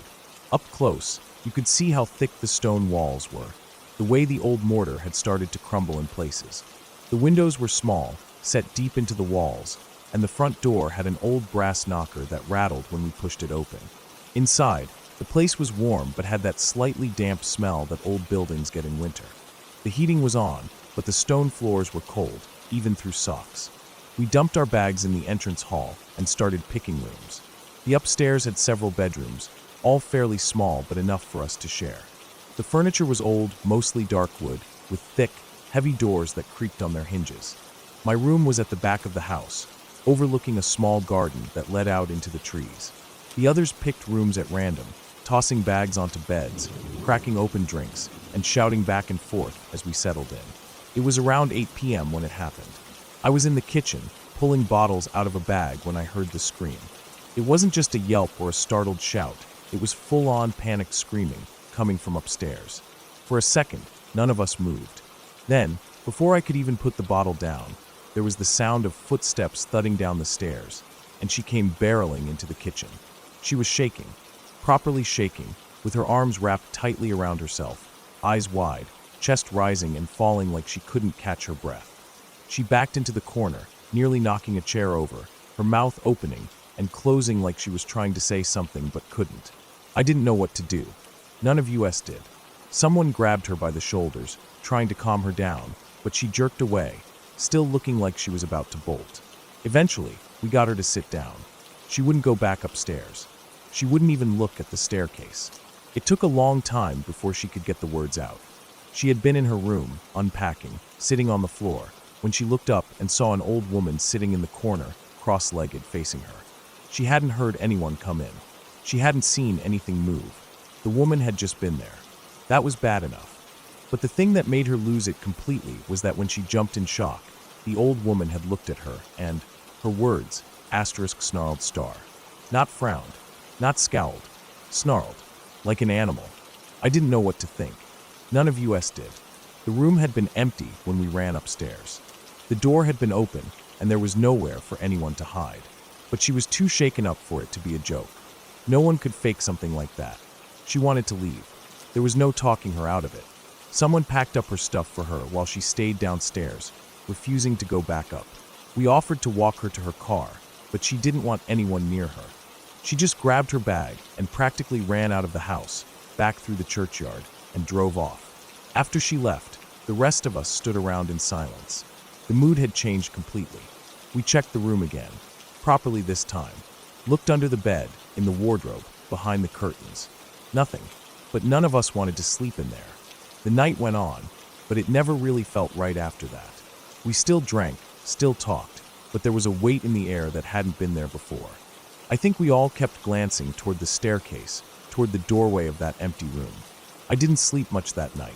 I lay in bed, staring at the ceiling, listening to the wind outside. Every creak of the old house made me flinch. We left early the next morning. No one said much as we packed up. When we walked back through the churchyard, the ground was damp with morning frost, and the gravestones looked sharper in the daylight. She never talked about it after that night. Not once. We asked at first, but she always shook her head and changed the subject. I don't know what she saw. Maybe it was the lighting, the shadows, something half-seen that played tricks on her mind. But I do know this. Whatever it was, it scared her. More than I've ever seen anyone be scared before. And I don't think she imagined it.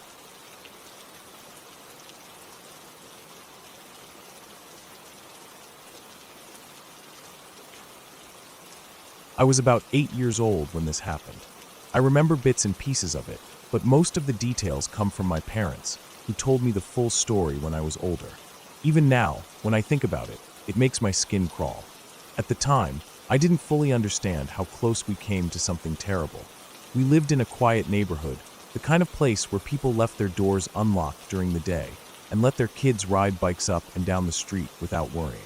Our house was one of many identical-looking suburban homes, with a driveway leading to an attached garage. We had a fenced backyard and a narrow strip of lawn separating us from our next-door neighbors, a small family with a little girl who was about 3 years old at the time. The night it happened, I was already in bed. I don't remember much about that day, but it was a normal evening. Dinner with my parents, maybe some cartoons, then brushing my teeth before crawling under the covers. I wasn't asleep yet, just lying in bed, staring at the ceiling, listening to the muffled sounds of the TV from the living room. My parents liked to watch the news before bed, and even though I couldn't hear the words, the soft, steady voices of the anchors were comforting. At some point, I must have dozed off because the next thing I remember was waking up to the sound of voices outside. It wasn't shouting, not yet, just a few low murmurs. At first, I thought I was dreaming, but then I heard a car door slam. That jolted me fully awake. I sat up in bed, my heart pounding, and listened. Through my window, I could see the faint glow of flashing red and blue lights bouncing off the side of our house. I didn't understand what was happening, but even at that age, I knew police lights weren't normal for our neighborhood. Something was wrong. I was too scared to get out of bed, so I just sat there, gripping my blanket, trying to pick out words from the voices outside. I could hear my dad's voice, deep and serious, but I couldn't make out what he was saying. I wanted to go to my parents' room, but I was too afraid to move. I didn't find out the full story until the next morning. Our next-door neighbors had a little girl, 3 years old, who was still in that stage where kids say strange things all the time. Toddlers have wild imaginations. They talk to imaginary friends, make up stories, and sometimes say things that don't make sense at all. That night, around 10 o'clock, she went up to her dad and told him she saw someone go into the garage. He didn't believe her. It wasn't that he was careless. He just had no reason to take her seriously. She was 3 after all. She might have seen a shadow, or maybe she was making up a story. Kids that age say weird things all the time, but she kept repeating it. She wasn't crying, wasn't panicked, just calmly telling him over and over that someone had gone into the garage. At first, he brushed it off, but something about the way she kept insisting made him pause. He knew the garage was locked. He had been out there earlier that day and shut the door himself. There was no way anyone could have gotten in. Still, he figured there was no harm in checking. He opened the garage door from inside the house, turned on the light, and looked around. Nothing. Just his car, his tools, and the usual clutter. He was about to close the door when he hesitated. Even though he knew his daughter was probably just imagining things, a small part of him didn't feel right about it. So, just to be safe, he decided to call the police. When the police arrived, he told them what his daughter had said, but he made sure to add that it was probably nothing. They checked anyway. One officer walked in first, flashlight in hand, while another stayed outside near the patrol car. The moment the beam of the flashlight hit the far corner of the garage, the first officer stopped. There was a man crouching in the corner. I don't know if he was facing them or turned away. I don't know if he had a weapon or if he said anything when they found him. What I do know is that he was hiding. He was waiting. The police got him out of there and put him in the back of the patrol car. When they searched him, they found a knife. The realization of what could have happened hit my neighbor like a ton of bricks. If his daughter hadn't said anything, if he had ignored her, if he had just gone to bed thinking she was making up stories, that man would have waited. He would have stayed hidden in the garage until the lights in the house went out, until the neighborhood was silent, and then he would have gone inside. What he planned to do once he was inside, whether it was robbery or something worse, no one knows for sure. The next morning, my parents explained everything to me. I remember feeling confused at first. It was hard to wrap my head around the fact that something so dangerous had happened just a few feet away from where I was sleeping. I remember looking out the window at our neighbor's house, half expecting to see something different, something that marked what had happened the night before. But everything looked the same. Their driveway, their garage, their front yard, it was all normal, like nothing had ever happened. For a while after that, things felt different in the neighborhood. People started locking their doors earlier. Parents kept a closer eye on their kids. My dad installed extra locks on our doors, even though we had never needed them before. It was like a piece of our neighborhood's innocence had been taken away. I don't know what happened to the man they found in the garage.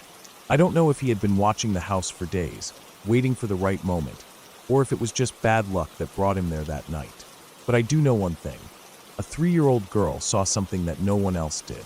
And because she didn't stop repeating it, because her dad listened, eventually, at least, something terrible was prevented. It still haunts me to think about how close we came to waking up to a nightmare.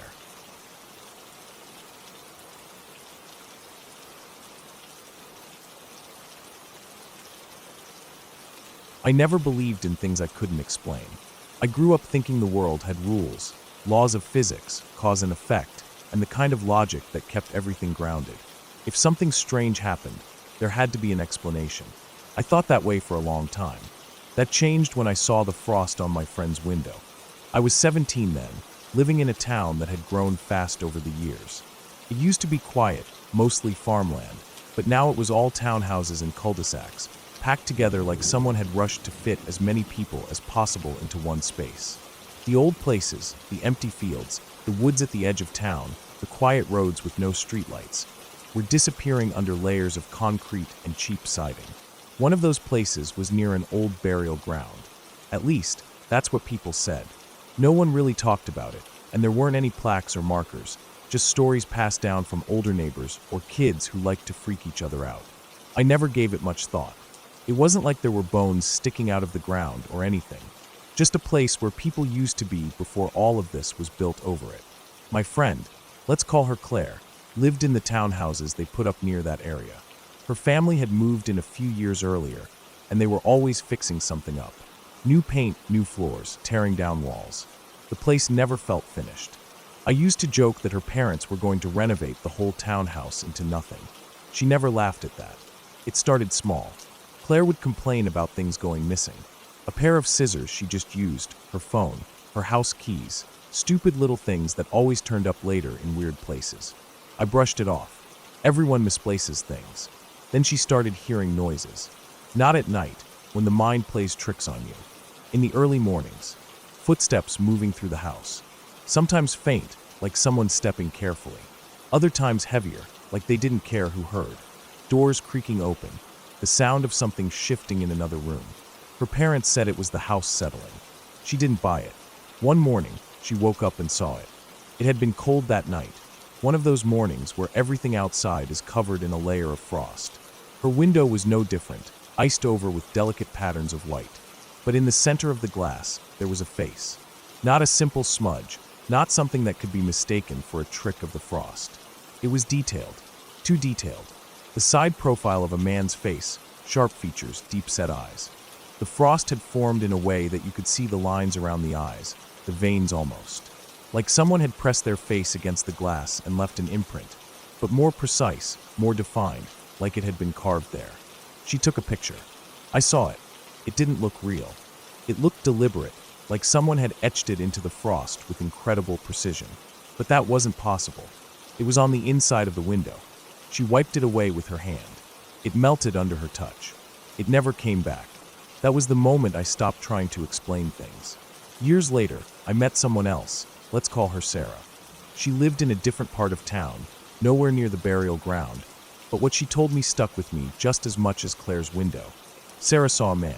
She would wake up and see him in her room, bald, standing in the dark. He never moved, never spoke, just stood there, watching. She thought it was sleep paralysis at first. A shadow in the corner of her eye, the weight in her chest keeping her frozen in place. But it didn't stop. She started seeing him in places she shouldn't. In the reflection of her bedroom window on the second floor. In the glass of the microwave when she walked through the kitchen at night. Sometimes, when she was brushing her teeth, she'd catch a glimpse of him behind her in the bathroom mirror, just for a second before she blinked and he was gone. She never told anyone. Not at first. Then the faucets started turning on. Not dripping. Full blast. Her parents said it was a plumbing issue. Maybe the pressure was off, or the handles were loose. But it kept happening. One night, she woke up gasping. Something was pressing down on her neck. She couldn't move, couldn't breathe, couldn't scream. She could feel fingers wrapped around her throat, crushing the air out of her. And then it was gone. She told me all of this one night, almost offhandedly, like she was talking about the weather. I had a feeling. I asked her if she had ever used a Ouija board. She froze. It turned out she had. Years ago, with her friends, just messing around. Nothing had happened that night, but afterward, things changed. She didn't believe in ghosts. Neither did I, but I knew she wasn't lying. I think about those stories sometimes, especially now that I'm older. I don't have an answer for them. I don't believe in ghosts, but I believe in the people who told me these things. There's something about places, about land, about houses. Claire's townhouse was built over land that had history, covered up and forgotten. Maybe it didn't want to be forgotten. Sarah's house was just a house. No old burial ground, no tragic past. Just a house. But something was there. And I don't think it cared whether or not we believed in it.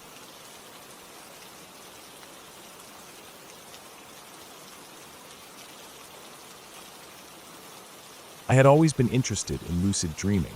The idea of being able to control dreams, to do whatever I wanted while asleep, fascinated me. I had read about techniques people used to train their minds, things like keeping a dream journal, performing reality checks throughout the day, and building up dream memory. But I wasn't patient. I didn't want to spend weeks or months training. I wanted results fast. That's when I came across something called the sleep paralysis shortcut. The idea was simple. If you lay completely still on your bed without moving, even when you got an itch or felt discomfort, your body would think you were asleep. After about 30 minutes, you would enter a state between wakefulness and dreaming, where lucid dreams would come easily. People warned that it could be scary, that it could trigger sleep paralysis, but I wasn't worried. I had never experienced sleep paralysis before, so I didn't think it would be a problem. That night, I decided to try it. I lay down on my back, staring up at the ceiling. My arms rested at my sides. My body was still, and I did my best not to move. At first, it wasn't bad.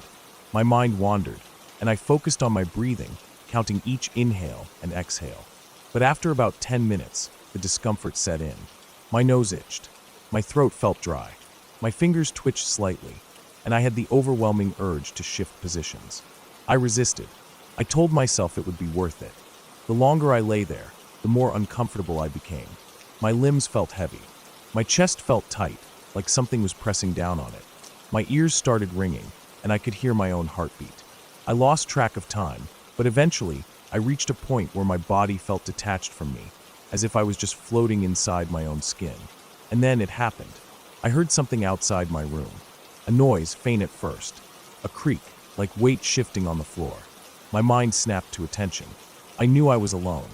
My roommate had gone home for the weekend, and there was no one else in the apartment. At first, I thought maybe I had imagined it. But then I heard it again. Another creak. Closer.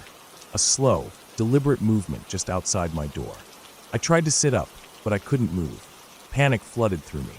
I wanted to turn my head, to lift my arms, to do anything, but my body refused to respond.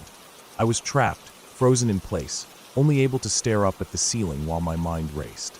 Then the door handle moved. It pressed down slowly, like someone was testing it. I tried to speak, but my throat locked up. No sound came out. My breathing grew shallow, and my pulse hammered in my ears. My body was completely unresponsive. The handle moved again. This time, it jerked down hard, like someone was trying to open the door but found it locked. A second later, it happened again. And again. The handle rattled violently. Then the banging started. Loud, deliberate pounding. The entire door shook in its frame. Something was trying to get in. Fear choked me. I couldn't see the door from where I lay, but I could hear it, could feel the vibrations through the floor. My body was useless, pinned in place by an invisible force.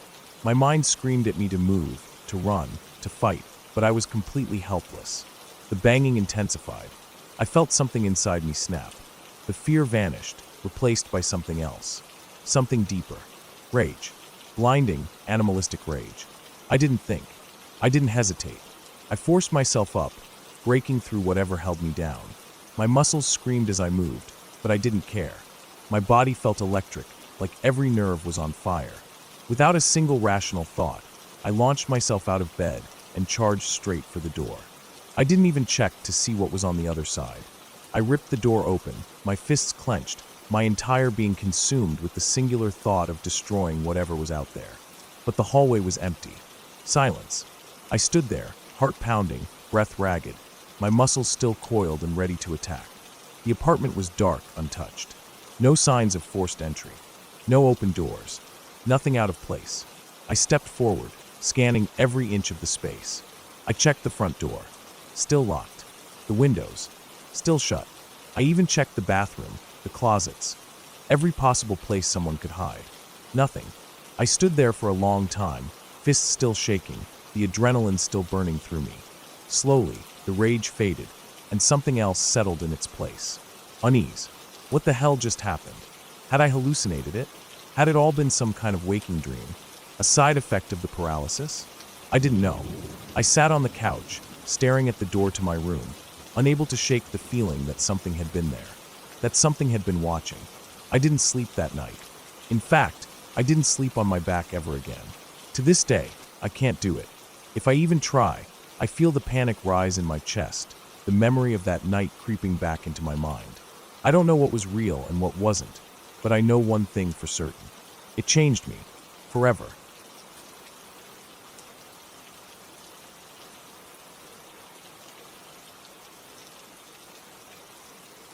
I still remember the summer night when I decided to take a solitary camping trip in a place that most people would avoid, a long-forgotten graveyard on the outskirts of a small Midwestern town. It wasn't a plan born of reckless impulse, but rather a quiet challenge to confront the feelings of isolation and the eerie unknown that had haunted my thoughts ever since childhood. I wanted to test my own courage and, in a way, honor those who had passed on by paying a small, respectful visit to their resting place. I wasn't searching for ghosts or mysterious fairy tale creatures. I was seeking a raw, honest experience in a place where time had left its mark on stone and soil. I had driven for nearly 2 hours on a winding, poorly lit road until I reached the entrance to what was once known as Greenwood Cemetery, though now the name had faded along with the memories of those who maintained it. The sign was rusted and nearly illegible, and the gravel path beyond was choked with weeds. I parked my aging pickup truck beside a row of overgrown grass and cracked tombstones, feeling both an unsettling chill and an inexplicable pull. I was in my late 20s then, not old but no longer young, carrying with me a mix of trepidation and a quiet determination to face the night. After unloading my modest camping gear, a small tent, a sturdy sleeping bag, a thermos of lukewarm coffee, and a flashlight with extra batteries, I began to set up my camp in an open clearing amid a cluster of ancient headstones. I had chosen a spot that felt naturally secluded, away from the thicker parts of the cemetery, yet close enough to a weathered mausoleum that stood as a silent sentinel. The tombstones around me were mismatched in shape and size. Some were carved with names and dates that I could no longer decipher, while others lay in disrepair, their surfaces eroded by years of wind and rain. The first moments of dusk were deceptively calm. I remember the sky transitioning from a pale blue to a soft purple as the sun dipped below the horizon. In the distance, I could hear the quiet rustle of leaves and the occasional creak of an old tree swaying in the wind. There was a stillness in the air that made every sound feel amplified. I arranged my small campfire ring, careful to clear away any dead twigs or leaves so that the flames wouldn't catch unexpectedly. As I struck a match and coaxed a small flame to life, the soft crackle of the fire provided a comforting background against the encroaching darkness. For a long time, I simply sat and watched the dancing flames, my thoughts wandering through memories of past mistakes and regrets. I recalled the loss of close friends, the mistakes of youth, and the bittersweet nostalgia that comes with facing one's own vulnerability. The graveyard, with its silent monuments to lives once lived, somehow mirrored these inner reflections. Even though the chill of the night began to set in, I found a peculiar comfort in the quiet solitude, as if the aged stones were imparting wisdom through their mute presence. As the night deepened, the temperature dropped and a thin layer of fog began to roll in from the nearby fields. The fog mingled with the smoke from my fire, and soon the boundary between the known and the unknown blurred into a soft, gray haze. I wrapped my jacket tighter around me and continued my quiet vigil, occasionally taking sips of my coffee and stirring the embers to keep the fire alive. The solitude was almost meditative, yet beneath it lay a current of tension, a constant awareness that I was alone in a place where every sound could have a reason, and sometimes no reason at all. Sometime after midnight, I became aware of a subtle disturbance in the pattern of the night. I was lying on my sleeping bag, eyes half closed, when I distinctly heard the crunch of gravel underfoot, coming from one direction and then another. My heart started to pound faster as I listened carefully. It wasn't the wind, it was a deliberate sound, a measured step that seemed to approach my little camp. I sat up slowly, my breath caught in my throat, and listened intently. The sound paused for a moment, and then resumed, moving slowly around the perimeter of my campsite. I reached for my flashlight, fumbling in the darkness as my hands trembled ever so slightly. The beam cut a narrow swath of light through the fog, revealing nothing but the rough texture of stone and the twisted limbs of trees. I couldn't see any figure moving in the glow, yet the sound of footsteps persisted. Every nerve in my body screamed that I should pack up and leave immediately, yet something in me urged me to understand what was happening. I reminded myself that this was a real place, where explanations could be found, and that sometimes the mind played tricks when it was alone with its own thoughts. I decided to wait quietly, holding my breath as I tried to locate the origin of the sound. Slowly, I moved to the edge of my small clearing, keeping low and moving with cautious deliberation. I followed the sound along a narrow path between leaning headstones until I reached a small, unkempt clearing near a collapsed grave marker. There, in the dim light of my flashlight, I caught a glimpse of a figure hunched over. A man, perhaps in his 40s, wearing a threadbare jacket and a cap pulled low over his eyes. He was moving slowly, almost methodically, as if he were searching for something or perhaps just lost in his own thoughts. The sight made my skin crawl, yet I couldn't bring myself to run. I stayed hidden behind a large, weathered stone, watching the man's every move. He seemed disoriented, glancing around as if he didn't know where he was. His heavy footsteps echoed softly, each step measured and deliberate. I couldn't tell if he noticed me or not. In that moment, my mind raced with questions. Was he a wanderer, a vagrant taking shelter among the graves? Or could he be someone with less benign intentions?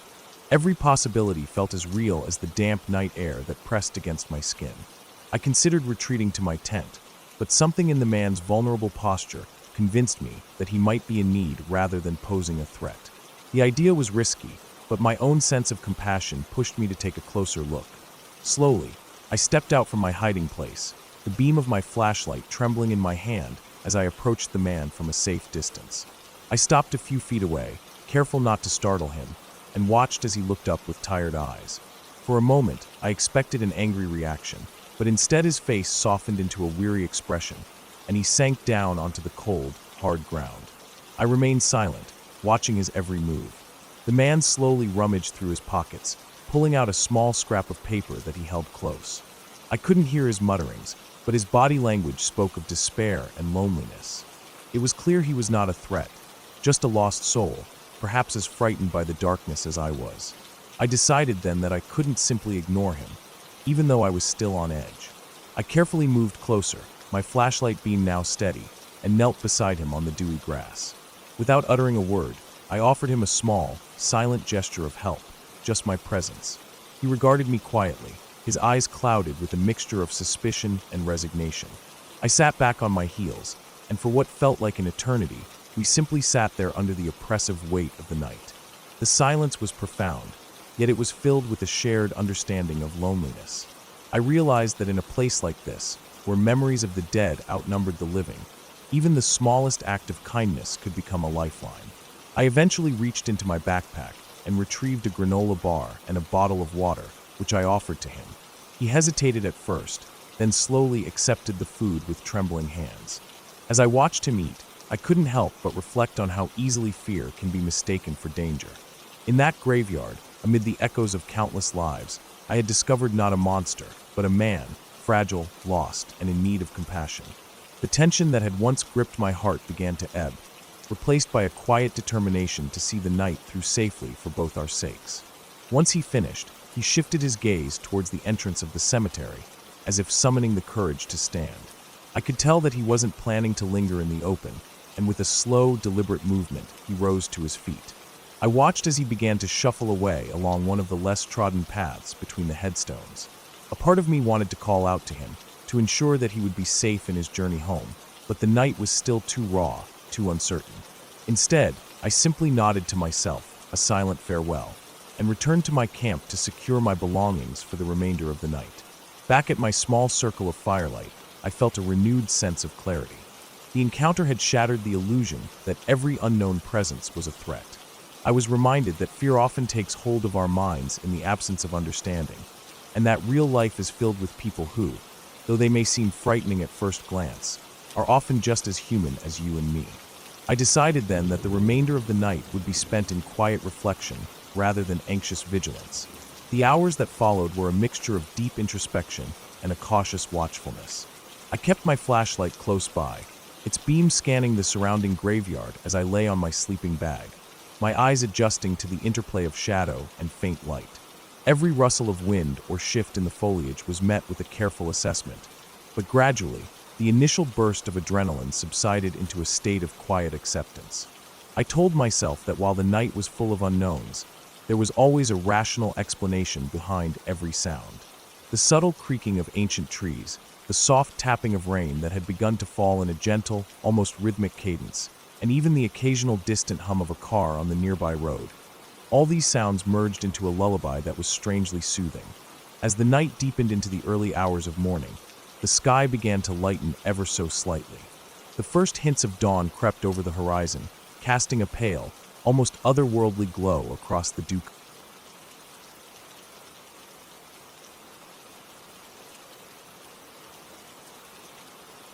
I remember the day I arrived at my grandfather's old farm cabin as if it were yesterday, even though the visit took place many years ago in a forgotten corner of northern Wisconsin. I was in my early 30s, weighed down by the burden of a life that had become too urban, too impersonal, and I hoped that retreating to that isolated place might help me rediscover myself. I had grown up listening to vague stories about the farm from my childhood, tales of long, lonely winters and endless summer afternoons, but nothing could have prepared me for the raw, unfiltered reality of living there. The journey itself was a lesson in patience and determination. I remember driving for hours on winding roads bordered by dense forests and patches of farmland that seemed to stretch to infinity. The radio played softly in the background, a mix of old country tunes and intermittent static. As the cityscape slowly dissolved into sprawling fields and then into wooded stretches, the familiar hum of modern life was replaced by the constant rustling of leaves and the occasional cry of a distant bird. I felt as though I were crossing into another world, a world where time seemed to move more slowly, where every moment was filled with the promise of introspection. The cabin, built in the late 1940s by my grandfather, stood at the edge of a vast, untamed property. It was nestled in a clearing surrounded by towering pines and scattered oaks that had seen countless seasons come and go. The structure was modest, a simple wooden building with a sloping roof, a small porch, and windows that were long fogged by time and weather. I had not seen it since childhood, and the first sight of it stirred a complex mix of nostalgia, anxiety, and a hint of dread. The memories of my youth, when I felt small and overwhelmed by the mystery of the unknown, mingled with my adult apprehensions of confronting the remnants of a past I had left behind. I parked my car on the gravel drive and stepped out into the crisp autumn air. The ground was scattered with a mix of red and gold leaves that crackled underfoot, and the sky overhead was a deep, unyielding blue. I took a deep breath and felt the chill seep into my bones, a reminder that the seasons here did not wait for anyone.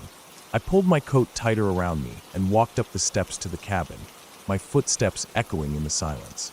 There was an aura of solitude about the place, a sense that it had witnessed many quiet, solitary moments over the decades. Inside, the cabin was sparse but functional. The worn wooden floors, the hand-hewn furniture, and the lingering smell of wood smoke and old memories made it feel as if time itself had decided to slow down and let history settle into every corner. I spent the first few days simply exploring every nook and cranny.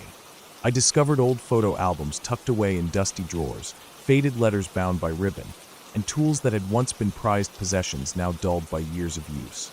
Each item told a story, a fragment of a life that was both familiar and strange to me.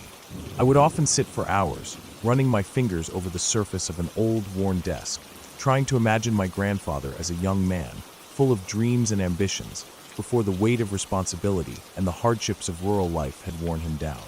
The farm itself was a vast expanse of rolling fields, thick woods, and meandering streams. Every morning, I would rise with the sun and walk outside to see how the light transformed the landscape. The dew on the grass glistened like tiny jewels, and the sky was painted in hues of pink and orange as dawn broke over the horizon. I would wander along narrow dirt paths, sometimes stumbling upon forgotten relics of the past. A rusted tractor half buried in a ditch, the remains of an old barn that had long since collapsed, or a field overgrown with wildflowers that had once been meticulously cultivated rows of corn and wheat. Each discovery filled me with a bittersweet sense of loss and wonder. One particular day stands out in my memory. I had decided to explore a section of the property that lay near the edge of a dense forest. I walked slowly, my eyes scanning the ground for any sign of old markers or paths that might hint at previous uses of the land. The deeper I ventured into the woods, the more I felt as though I were intruding upon a secret. The forest was alive with subtle sounds, the rustling of small animals in the underbrush, the distant hum of insects, and the soft murmur of a hidden brook. I followed the sound, feeling drawn toward the gentle cadence of the flowing water. After about half an hour of walking, I came upon a narrow stream that was almost entirely hidden beneath a canopy of branches. The water was clear and cold, and it trickled over smooth stones, creating small, almost musical cascades. I sat down on a rock by the water's edge and let the quiet envelop me.